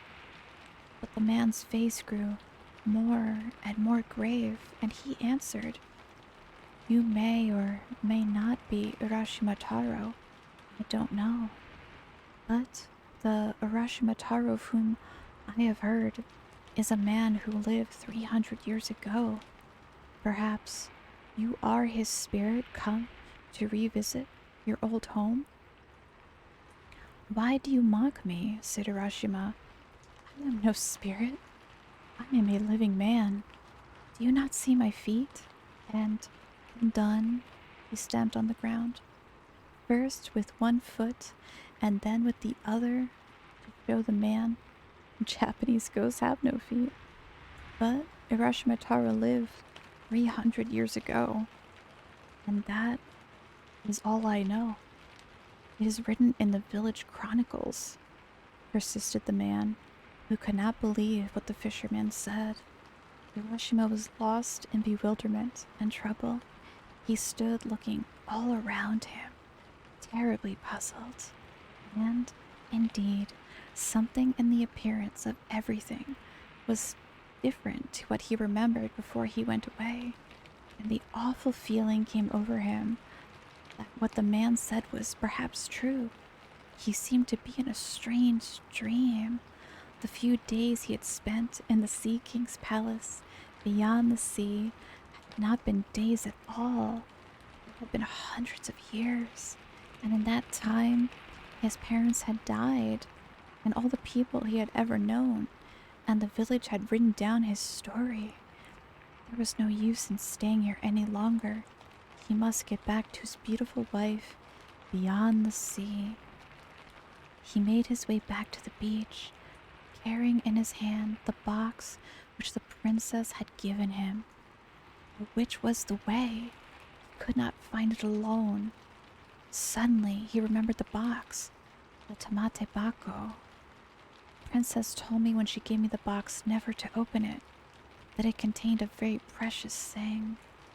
But now that I have no home, now that I have lost everything that was dear to me here, and my heart grows thin with sadness at such a time, if I open the box, surely I shall find something that will help me, something that will show me the way back to my beautiful princess over the sea. There is nothing else for me to do now. Yes, yes, I will open the box and look in." And so his heart consented to this act of disobedience, and he tried to persuade himself that he was doing the right thing in breaking his promise. Slowly, very slowly, he untied the red silk cord. Slowly and wonderingly, he lifted the lid of the precious box, and what did he find? Strange to say, only a beautiful little purple cloud rose out of the box in 3 soft wisps. For an instant, it covered his face and wavered over him as if loath to go, and then it floated away like vapor over the sea. Urashima, who had been till that moment like a strong and handsome youth of 24, suddenly became very, very old. His back doubled up with age, his hair turned snowy white, his face wrinkled, and he fell down dead on the beach. Poor Urashima, because of his disobedience, he could never return to the Sea King's realm or the lovely princess beyond the sea. Little children, never be disobedient to those who are wiser than you, for disobedience was the beginning of all the miseries and sorrows of life. I thought for sure this guy would have a happy ending. I'm very disappointed in him. I am very disappointed. I was actually quite surprised. Let me scroll up. Thank you so much for the follows. Oh, sorry. Fix this. I was fixing the captions. Thank you so much for the follows, Peroto, Cianu, and I'm that one dead guy. Thank you so much for the compliment. Thank you, thank you. Yeah, I was surprised. I thought for sure he would have a happy ending. I'm so upset for him. This poor guy. I was so happy for him in finding the palace. And then he messed it up. And thank you so much for the hydrate redeem, Ria. Ratakis. We're gonna make sure, let's have a sip right now. If you have any favorite sip emotes, now's the time to share them. I'm very disappointed in that young lad, in that young fisher lad. He should have known better. He should have just gone home. It's actually yeah, right now head pats is over there. That's okay. I appreciate the head pats. Thank you.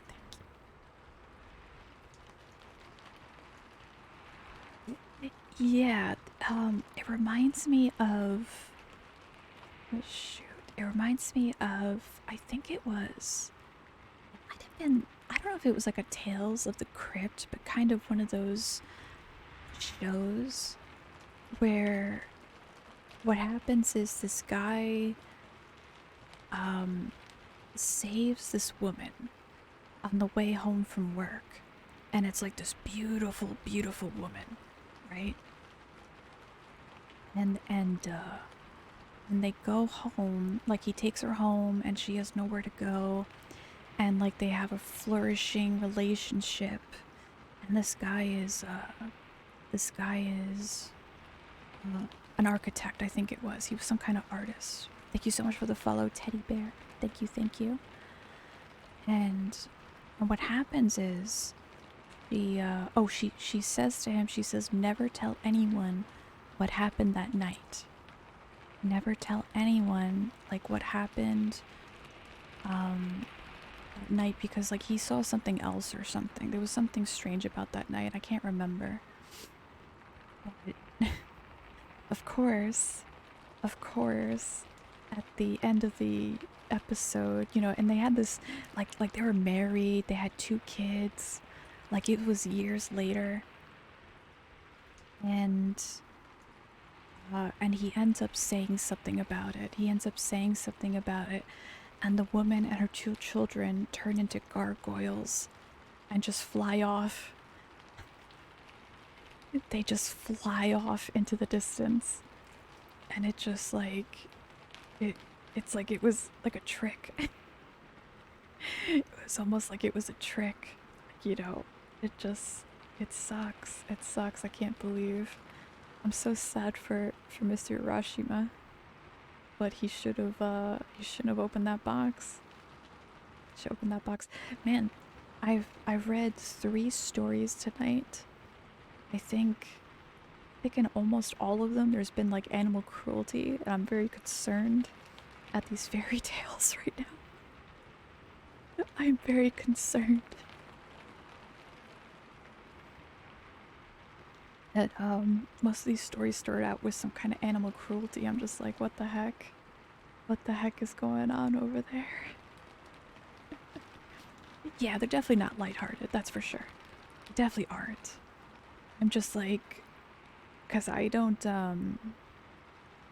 what's the word?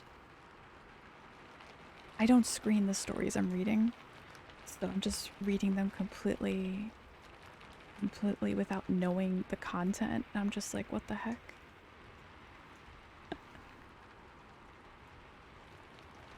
I'm like, what?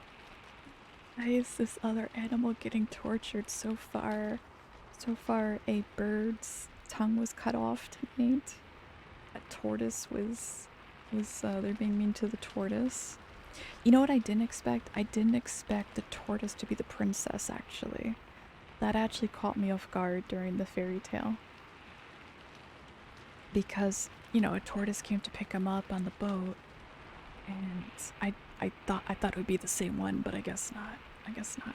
Yeah, because they are, you know, it's just interesting. It's interesting how these stories are, you know, they're trying to teach you something.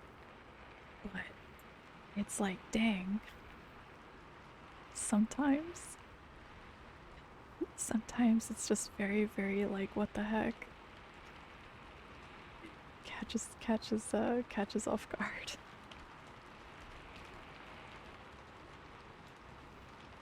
Taking a good sippy break. Hope everyone's enjoying themselves. We're gonna continue reading some fairy tales. But you know what? It's not even lying. It's about being too truthful.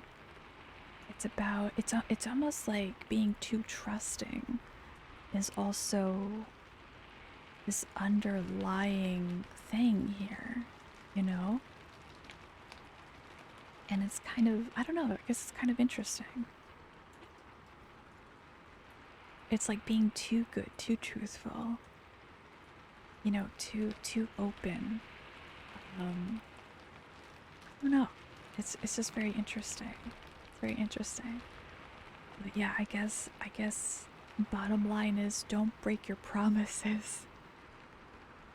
I remember being a kid, and it was, I don't know if I want to say like ingrained to me, but there was something about like at least the adults around me would break their promises. So I was always very careful about making promises to people because I didn't want others to feel that way. What's up, Draco? Welcome, welcome. Yeah. Okay, so I'm not like the only one. I'm not the only one who's been like that. Like, I really don't like promising things unless I really know, like, 150 million% that I will come through. You know, I don't promise. Like, I won't use that word. It's like a sacred word. It's sacred. Making a promise is sacred, right? You know, don't say something you're gonna do and then don't come through. You know. But man, I still feel bad for this guy. He had a good thing going for him. I'm actually really surprised he kind of messed that one up. I'm very sad at that young guy. I wish or hope, always scared. Yeah, that's true. That's true. I mean, I guess I don't mind being hopeful. I guess for me, I'm stupidly hopeful over certain things. To be honest. Wishing, I don't know. Wishing, I don't know, but I know I like hoping a lot. Even if it disappoints me, even if it hurts, you know? Was the princess human or a turtle? It seems like the princess's form outside of the palace was being a tortoise, but within the palace she was the Dragon King's daughter, and I imagine that meant a human form. So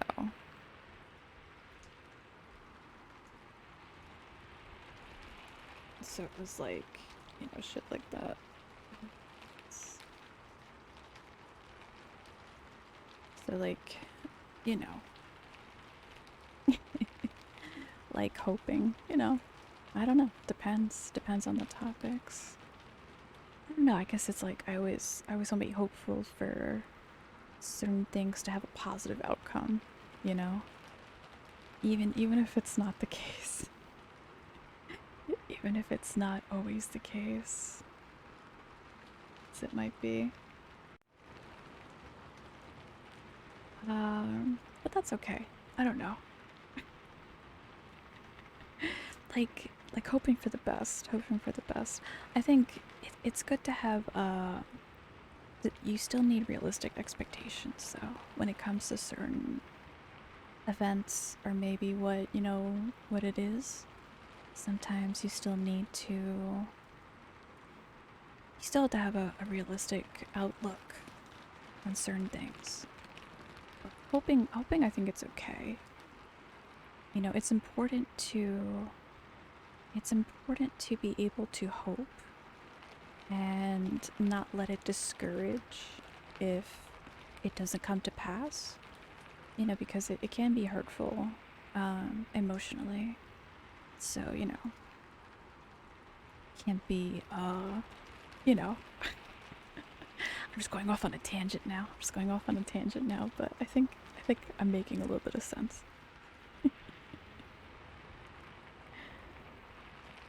What's up, everybody? If you're just popping in, we're doing Japanese fairy tales.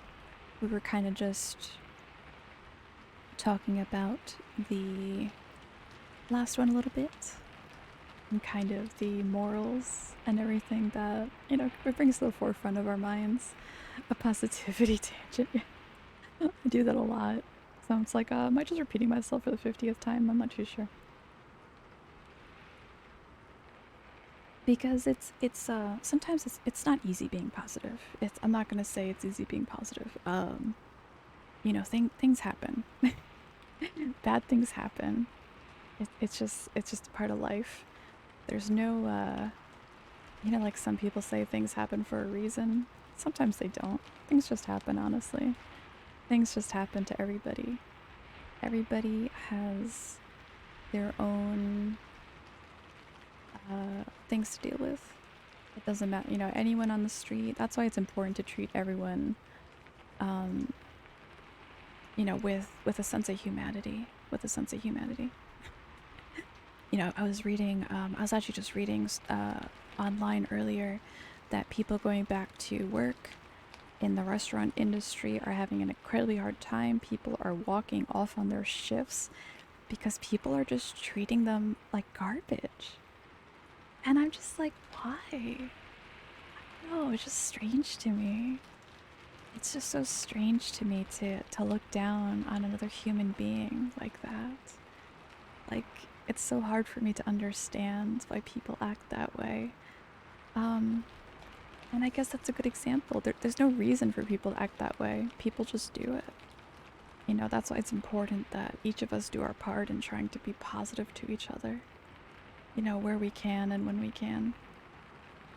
Because some people just suck. People just suck. And that's just a fact. It's just a fact. So some people, even if they don't deserve your kindness, if you can at least be civil, if that's the least that, you know, you can do with certain people, it is what it is. In the US, I think it boils down to great entitlement and selfish. Yeah, but not really. I mean, I don't know. Like, I'm in the US and that just sounds weird to me. Like, I don't know. Maybe I just didn't grow up around shitty people. Let's see. The story was maybe be nice to everybody. This guy was on his way to an audition for a theater job and he was running late. This guy apparently cut him off, so the actor yelled and flipped him off. When he got to the theater, he found out that the guy he flipped off was the director. Yeah!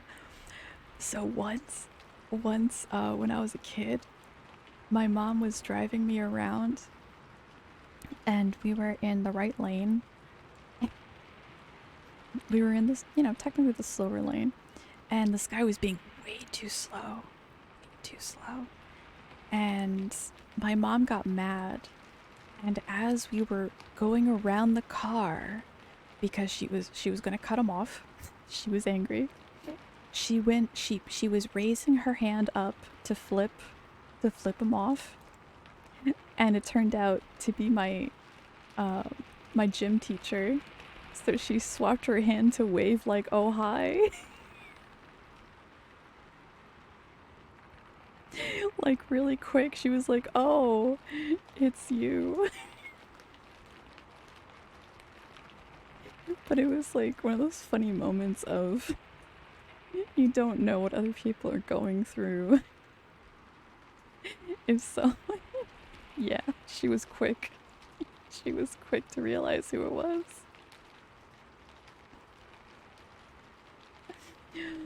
Like I'm trying not to lose myself laughing. It still makes me laugh. It's been a zillion years and it still makes me laugh. Because I just remember her feeling so horrified. She was so horrified when she realized who it was and she didn't want to get me in trouble because of flipping him off. It was so funny. There was also, I actually just read a story recently too about people speeding. People speeding on the road. That sometimes, you don't really know why people are speeding. So the story, long story short, was the conversation started because someone was being kind of like proud that they would cut in front of cars and block them if they were speeding. To kind of be very passive aggressive as a driver, which I think is ridiculous, but anyway. And someone shared a story about that when they were younger, they were doing, what was it? Them and their friends were doing a job and there was an accident. There was an accident and the friend was bleeding out. So they were trying to meet with an ambulance up ahead, because I think they're in the middle of nowhere. And so they're trying to speed over to the ambulance. And what happened was someone was doing that. They were cutting them off and blocking them. And because of the extra time, it probably contributed to his friend unfortunately passing away. If people are speeding, just let them, just call it in. Just let them speed, get out of their way, and call it in if it seems to be dangerous. You don't know why people do things they do. You can't be inside someone else's head. You don't understand if someone's in pain. Some people lash out because they're in pain, quite frankly. A lot of people don't know how to cope with feelings. And so they take it out on others with, ridiculous other things. It's one possibility. It's not always the answer, but it's so whatever. Just let others be, and you have to look out for yourself. If someone is being reckless, just call it in. Just call it in. let the authorities deal with it. I had a situation last year where we were doing errands and someone was, I don't know what they were doing. They were cutting people off and being kind of crazy. And as I was on the phone with 911, they hit someone behind me because I knew it was going to happen. This person was obviously on something. It's very obvious when someone's being incredibly reckless. So Yeah, exactly. Yeah, if they want to go on ahead, let them get in trouble. If they're being reckless, just call it in. Just let professionals handle it. You know, it's not your place to. It's how do you say? It's not it's not your place to promote your sense of justice, I suppose. You know, it's not sometimes quite frankly, sometimes there is no justice, but that's a totally different conversation. Sometimes there's just things that happen, and it is what it is. But yeah, fairy tales, especially older ones, are not very lighthearted in that sense as well. Let's see, what's this next one called? Oh gosh, okay. Well, let's go back to chilling. I could talk about this for ages. Yeah, usually we hang out in the chat a lot, so let's see. Let's see. Today's chill night. Let's chill. Let's chill. No more no more scary. I was gonna say no more scary stories, but I don't know what we're gonna read, so I don't know. The last time I did stories from the Sandman's Hour, and some of them were also a little brutal or a little like scary. A lot of animal stories as well. I always love how they use animals for morals and things like that. So it seems to happen quite a bit. Thank you so much for the follow, Spectral Cheese. Spectral Cheese. I have like images of like ghost cheese and ghost sandwiches now. Sounds delicious. Alright. Let's see here. Alright, let's get back to the stories. Let's change gears. before we go over the farmer and the badger, mushroom. Yep, exactly. Exactly. I appreciate that. I know. Look at my horse. My horse is amazing. And Trogdor and all the classics. Absolutely. Those are all good ones. Oh man, it's funny to think about. Oh yeah. That song's still good in my opinion. But alright, let's hang out, let's settle down. Let's get back to stories and chill times. If anyone has any questions, if anyone has any topics to go over, we can definitely get back to them after this tale. Let's see what the farmer and the badger is about, as well as any follows, anything of that sort. I will get to them after the story. So get comfy and please enjoy. So here we have the farmer and the badger. I was about to say the badger and the mushroom. Messed me up. Okay. The farmer and the badger. Long ago, there lived an old farmer and his wife who had made their home in the mountains, far from any town. Their only neighbor was a bad and malicious badger. This badger used to come out every night and run across to the farmer's field and spoil the vegetables and the rice which the farmer spent his time in carefully cultivating.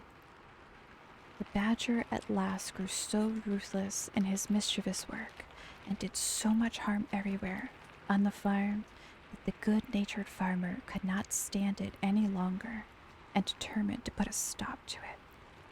So he lay in wait day after day and night after night with a big club, hoping to catch the badger, but all in vain.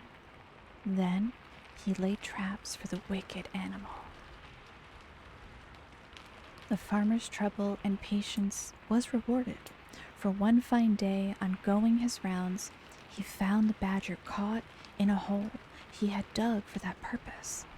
The farmer was delighted at having caught his enemy and carried him home securely bound with rope.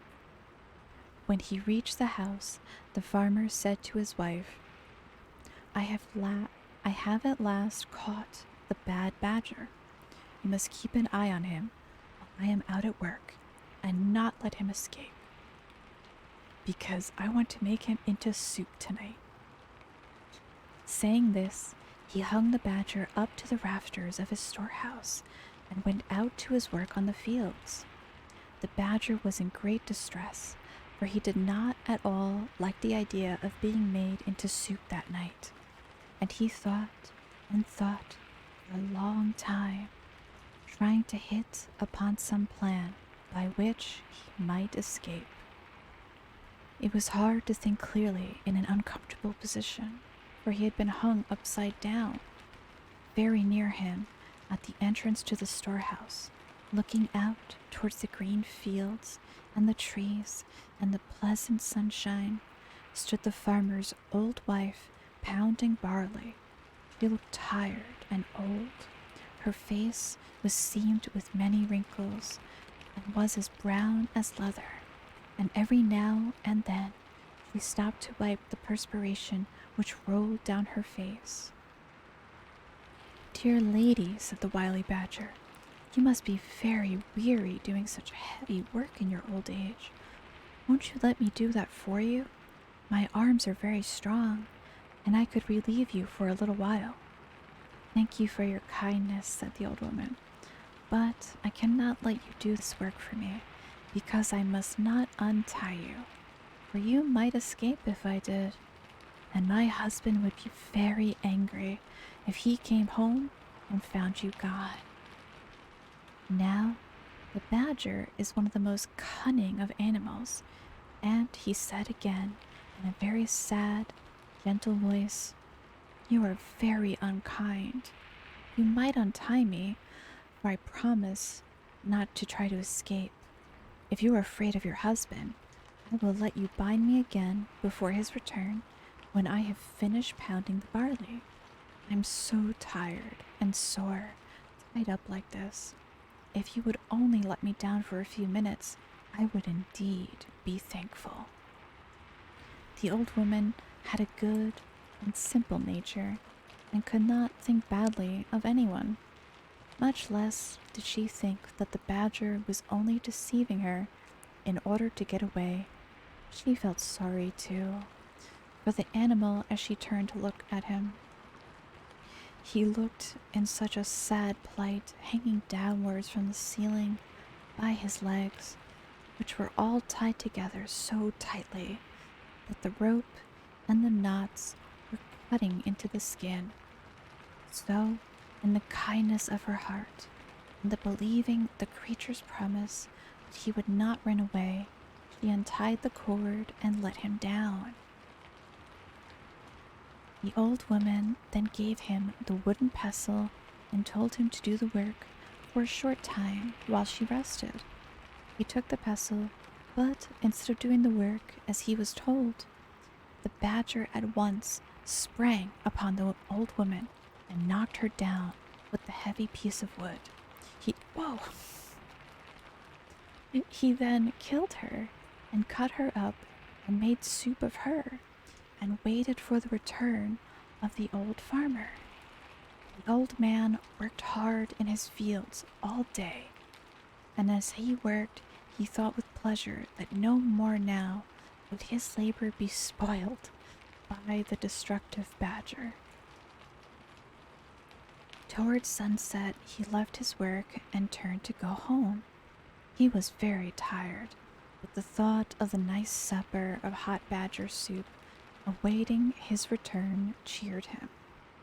The thought that the badger might get free and take revenge on the poor woman never once came into his mind.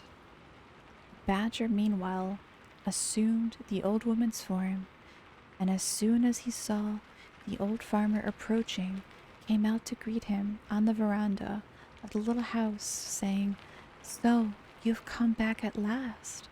I have made the badger soup, and have been waiting for you for a long time."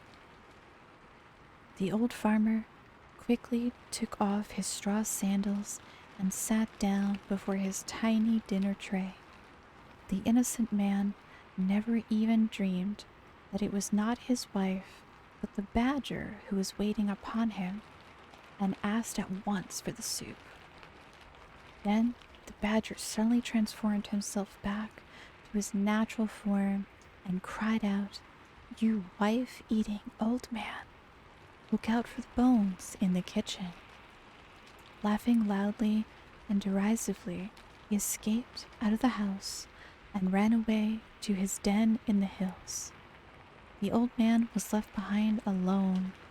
He could hardly believe what he had seen and heard. Then, when he understood the whole truth, he was so scared and horrified that he fainted right away. After a while, he came round and burst into tears. He cried loudly and bitterly. He rocked himself to and fro in his hopeless grief. It seemed too terrible to be real that his faithful old wife had been killed and cooked by the badger while he was working quietly in the fields, knowing nothing of what was going on at home, and congratulating himself on having once and for all got rid of the wicked animal who had so often spoiled his fields. And oh, the horrible thought! He had very nearly drunk the soup which the creature had made of his poor old woman. "Oh dear, oh dear, oh dear," he wailed aloud. Now, not far away, there lived in the same mountain a kind, good-natured old rabbit. He heard the old man crying and sobbing, and at once set out to see what was the matter and if there was anything he could do to help his neighbor. The old man told him all that had happened. When the rabbit heard the story, he was very angry at the wicked and deceitful badger, and told the old man to leave everything to him, and he would avenge his wife's death. The farmer was at last comforted, and, wiping away his tears, thanked the rabbit for his goodness in coming to him in his distress. The rabbit, seeing that the farmer was growing calmer, went back to his home to lay his plans for the punishment of the badger. The next day the weather was fine, and the rabbit went out to find the badger. He was not to be seen in the woods or on the hillside or in the fields anywhere. So the rabbit went to his den and found the badger hiding there, for the animal had been afraid to show himself ever since he had escaped from the farmer's house through fear of the old man's wrath. The rabbit called out, "Why are you not out on such a beautiful day? Come out with me, and we will go and cut grass on the hills together." The badger, never doubting but that the rabbit was his friend, willingly consented to go out with him, only too glad to get away from the neighborhood of the farmer and the fear of meeting him. The rabbit led the way miles away from their homes, out on the hills where the grass grew tall and thick and sweet. They both set to work to cut down as much as they could carry home, to store it up for their winter's food. When they had each cut down all they wanted, they tied it in bundles and then started homewards, each carrying his bundle of grass on his back. This time, the rabbit made the badger go first. When they had gone a little way, the rabbit took out a flint and steel, and striking it over the badger's back as he stepped along in front, set his bundle of grass on fire. The badger heard the flint striking and asked, "What is that noise?" "Oh, that is nothing," replied the rabbit. "I only said crack, crack, because this mountain is called Crackling Mountain." Fire soon spread in the bundle of dry grass on the badger's back. The badger, hearing the crackle of the burning grass, asked, What is that? Now we have come to the burning mountain, answered the rabbit. By this time, the bundle was nearly burned out, and all the hair had been burnt off the badger's neck. He now knew what had happened by the smell of the smoke of the burning grass. Screaming with pain, the badger ran as fast as he could to his hole. The rabbit followed and found him lying on his bed, groaning with pain. What an unlucky fellow you are, said the rabbit. I can't imagine how this happened. I will bring you some medicine which will heal your back quickly. The rabbit went away, glad and smiling to think that the punishment upon the badger had already begun. He hoped the badger would die of his burns, for he felt that nothing could be too bad for the animal, who was guilty of murdering a poor, helpless old woman who had trusted him. He went home and made an ointment by mixing some sauce and red pepper together. He carried this to the badger, but before putting it on, he told him that it would cause him great pain, but that he must bear it patiently, because it was a very wonderful medicine for burns and scalds and such wounds.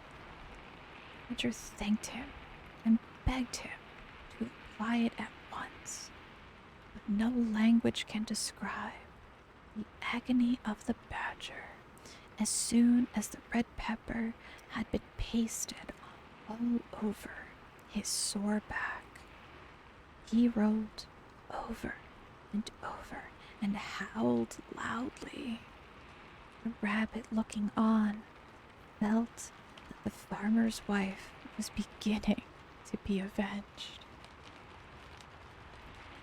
The badger was in bed for about a month, but at last, in spite of the red pepper application, his burns healed and he got well. When the rabbit saw that the badger was getting well, he thought of another plan by which he could compass the creature's death. So he went one day to pay the badger a visit and to congratulate him on his recovery. During the conversation, the rabbit mentioned that he was going fishing and described how pleasant fishing was when the weather was fine and the sea smooth. The badger listened with pleasure to the rabbit's account of the way he passed his time now, and forgot all his pains and his month's illness, and thought what fun it would be if he could go fishing too. So he asked the rabbit if he would take him the next time he went out to fish. This was just what the rabbit wanted, so he agreed. Then he went home and built 2 boats, one of wood and the other of clay. At last they were both finished, and as the rabbit stood and looked at his work, he felt that all his trouble would be well rewarded if his plan succeeded, and he could manage to kill the wicked badger now. The day came when the rabbit had arranged to take the badger fishing. He kept the wooden boat himself and gave the badger the clay boat. The badger, who knew nothing about boats, was delighted with his new boat and thought how kind it was of the rabbit to give it to him. They both got into their boats and set out. After going some distance from the shore, the rabbit proposed that they should try their boats and see which one could go the quickest. The badger fell in with the proposal, and they both set to work to row as fast as they could for some time. In the middle of the race, the badger found his boat going to pieces, for the water now began to soften the clay. He cried out in great fear to the rabbit to help him. The rabbit answered that he was avenging the old woman's murder and that this had been his intention all along, and that he was happy to think that the badger had at last met his deserts for all his evil crimes and was to drown with no one to help him. Then he raised his oar and struck at the badger with all his strength till he fell with the sinking clay boat and was seen no more. Thus, at last, he kept his promise to the old farmer. The rabbit now turned and rowed shorewards, and having landed and pulled his boat upon the beach, hurried back to tell the old farmer everything and how the badger, his enemy, had been killed. The old farmer thanked him with tears in his eyes. He said that till now he could never sleep at night or be at peace in the daytime, thinking of how his wife's death was unavenged. But from this time he would be able to sleep and eat as of old. He begged the rabbit to stay with him and share his home. So from this day, the rabbit went to stay with the old farmer, and they both lived together as good friends to the end of their days. Well, that one took some crazy dark turns, but that was definitely a very evil little badger. That was actually kind of crazy. I definitely did not expect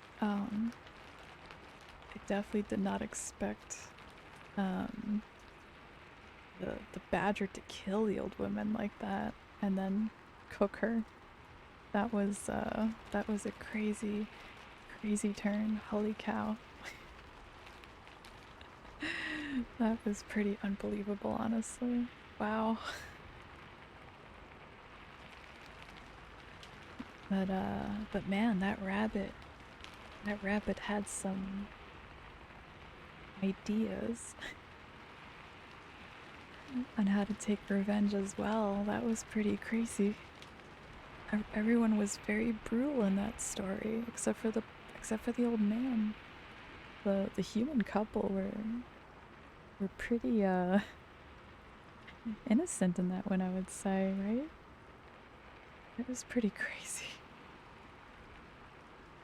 I did not expect that at all, honestly. Wow.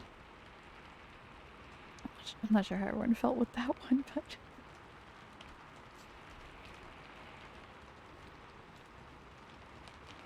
take a water break. Go on, stretch. We get a good stretch in. We are almost about 3 hours in. I'll probably be doing one more story. I think. Oh, some of these stories are very long. Actually, most of these stories are very long. Last time I did a different book. The stories were a bit shorter, so we had a little bit more breaks. I didn't, like I said, I don't screen all of these. I kind of just skim them. So, but this book has a ton of content going on, actually. This is actually a really, really good one. And there's actually a lot of stories we could also do, so we could go through this a few times. Maybe I'll do more of this book next week. It's a possibility. It's very much a possibility. But yeah, why don't we do, let's see, at least another story. And then see how it goes after that. What the heck? Second. My Chromebook is being a butt. So I open a category up ahead of time. Alrighty. Hope everyone's having a fun, chill time. Nice comfy time and all that. That's all right. As long as they did their job. As long as they did their job. Thank you so much for hanging out. Thank you for being here and for discussing stories and all kinds of things with me. It's definitely a lot of fun. So yeah, I hope you rest well and have an amazing, amazing weekend. Thanks so much for being here. If anyone else is going to sleep, please just feel free to relax and head to bed. Get some good rest. Yeah, but I'm gonna do one more story. Also, if anyone wants to rewatch the VOD, I'll probably be putting it in sections on YouTube within the next week. If anyone liked any story in particular, even if they're a little scary. These stories are a little scary, but compared to the last ones that I have done. But yeah, I hope you sleep well. And anyone else, if you're heading out, please don't worry about it. Just feel free to get some good night's rest. That's what it's all about. Alrighty, let's see here. Let's check in this real quick. Okay, we are all good to go. We're gonna continue one more story tonight. This is called 𝗙cie𝗹𝗹cie, or the South Pointing Carriage.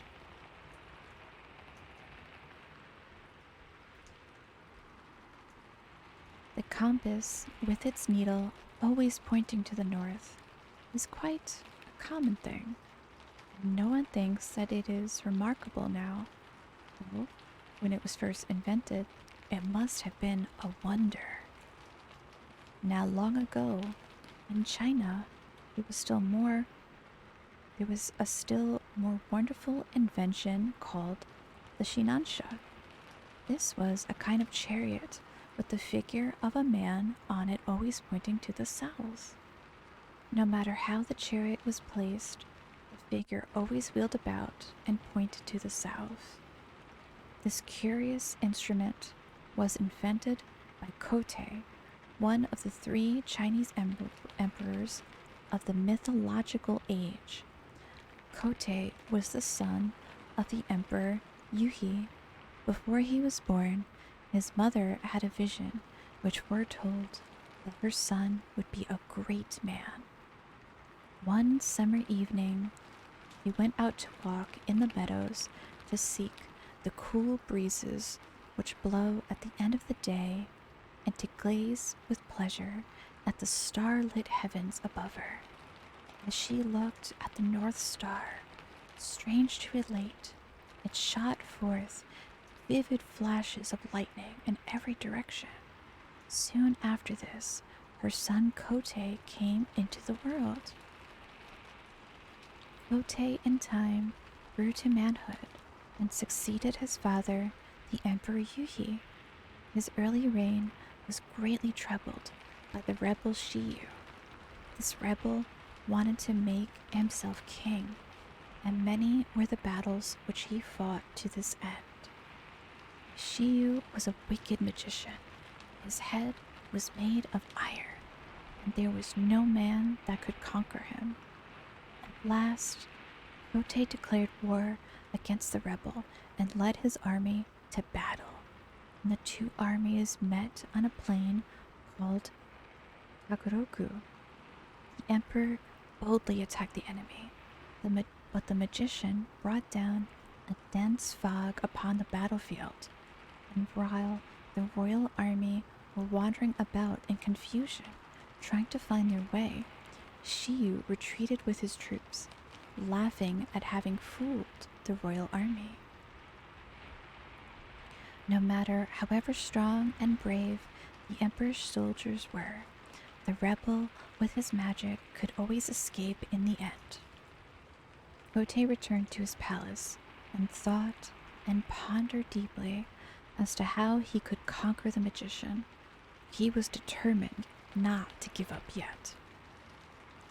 After a long time, he invented the 𝗙cie𝗹𝗹cie with the figure of a man always pointing south. for there were no compasses in those days. With this instrument to show him the way, he need not fear dense fogs raised up by the magician to confound his men.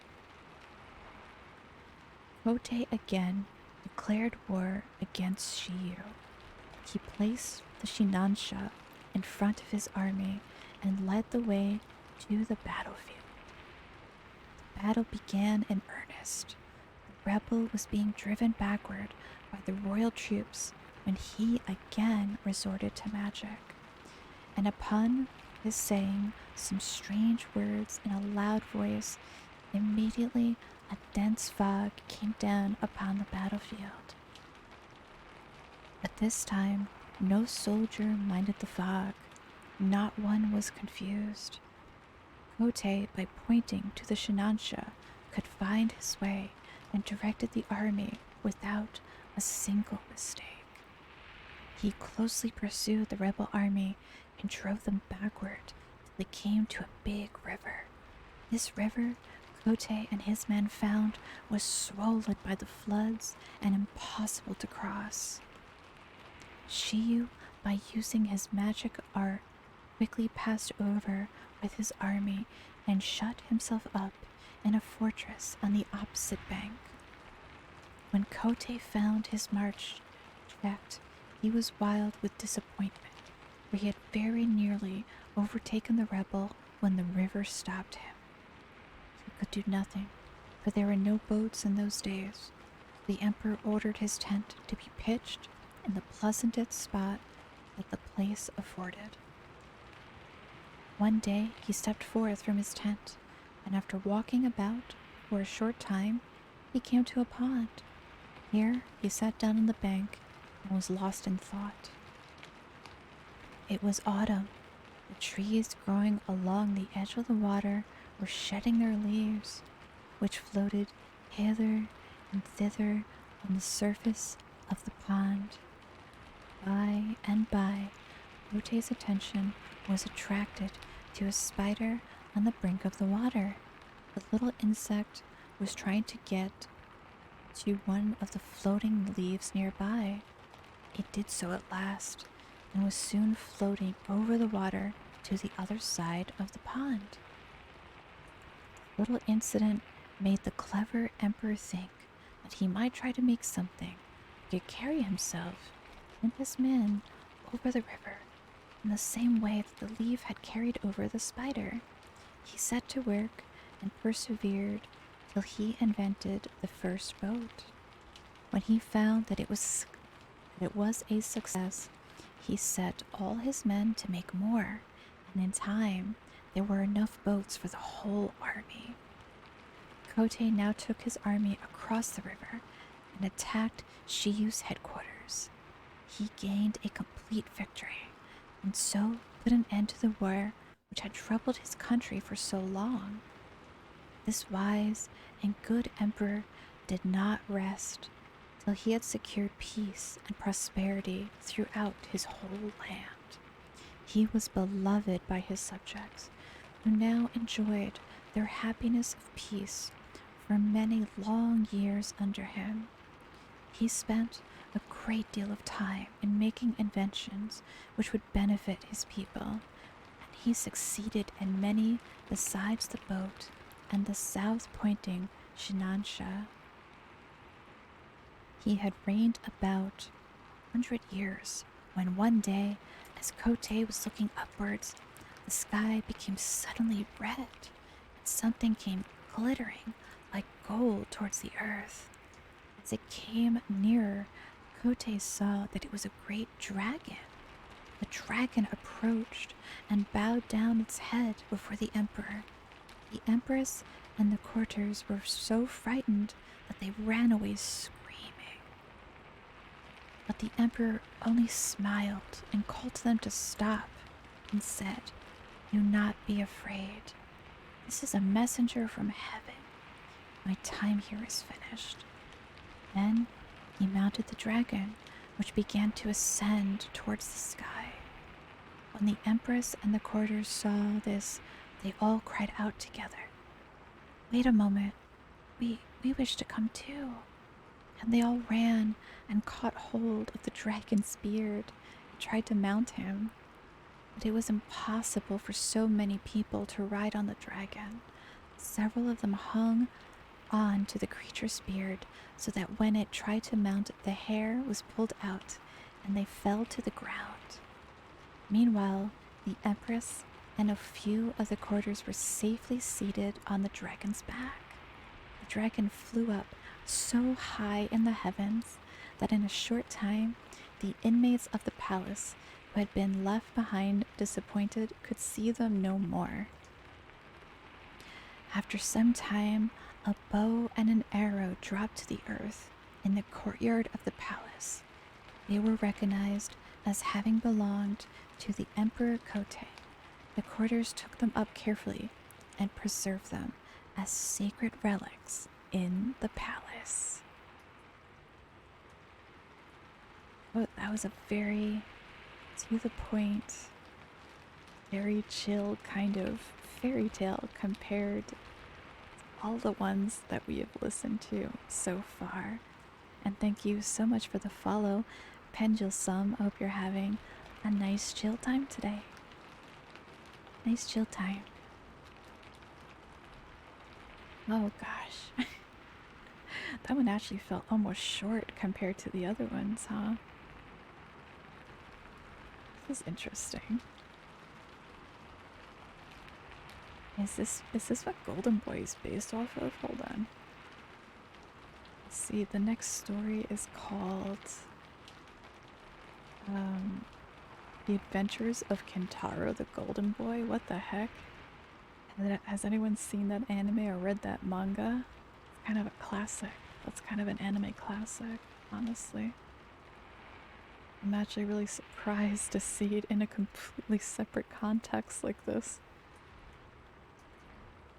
I'm kind of intrigued, but it seems like a very long story. Almost seems like a very long story, huh? Oh man. I want to read this one. Is this one super long though? It seems super long. It seems super long. You know what? I'm gonna stick with my original plan and we will keep the last story as the last one for today since we're about 3 hours in.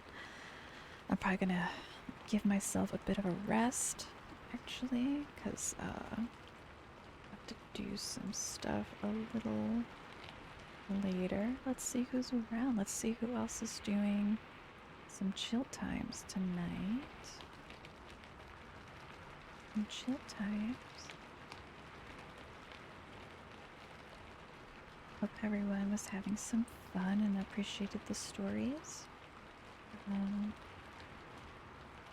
Maybe I'll do another one next week. Originally I was going to do this next week, but let's see here.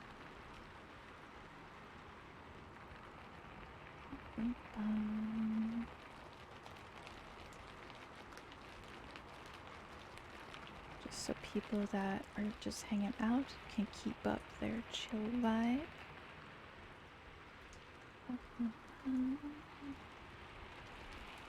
Just trying to find something similar, but it's a bit hard. Oh, maybe this one. Maybe this one. Oh, I don't know, because they're not English. I'm like, shoot. I don't know if I can say anything. It's too weird, right?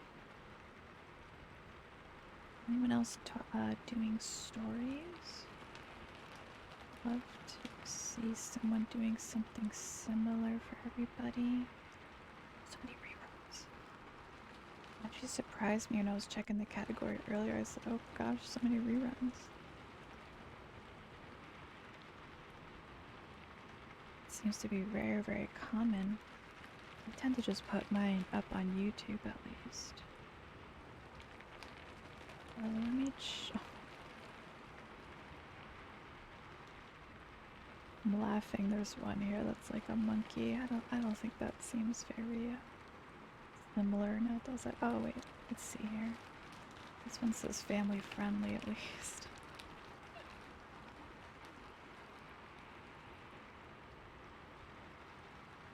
chick. Yeah, I just like to find someone with a similar vibe at the very least. I hate these ads, huh? These ads are sleepy. They've been around a while, huh?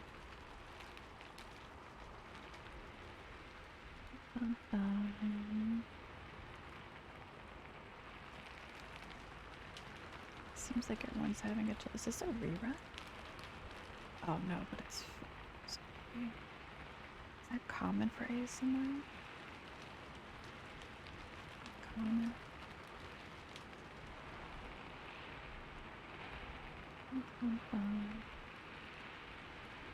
There was another. What about crinkle sounds? Do people like crinkle sounds?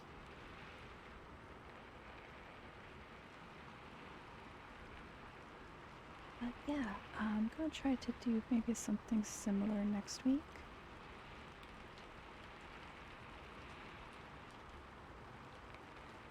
I think I'll go visit this person since I'm only about an hour in.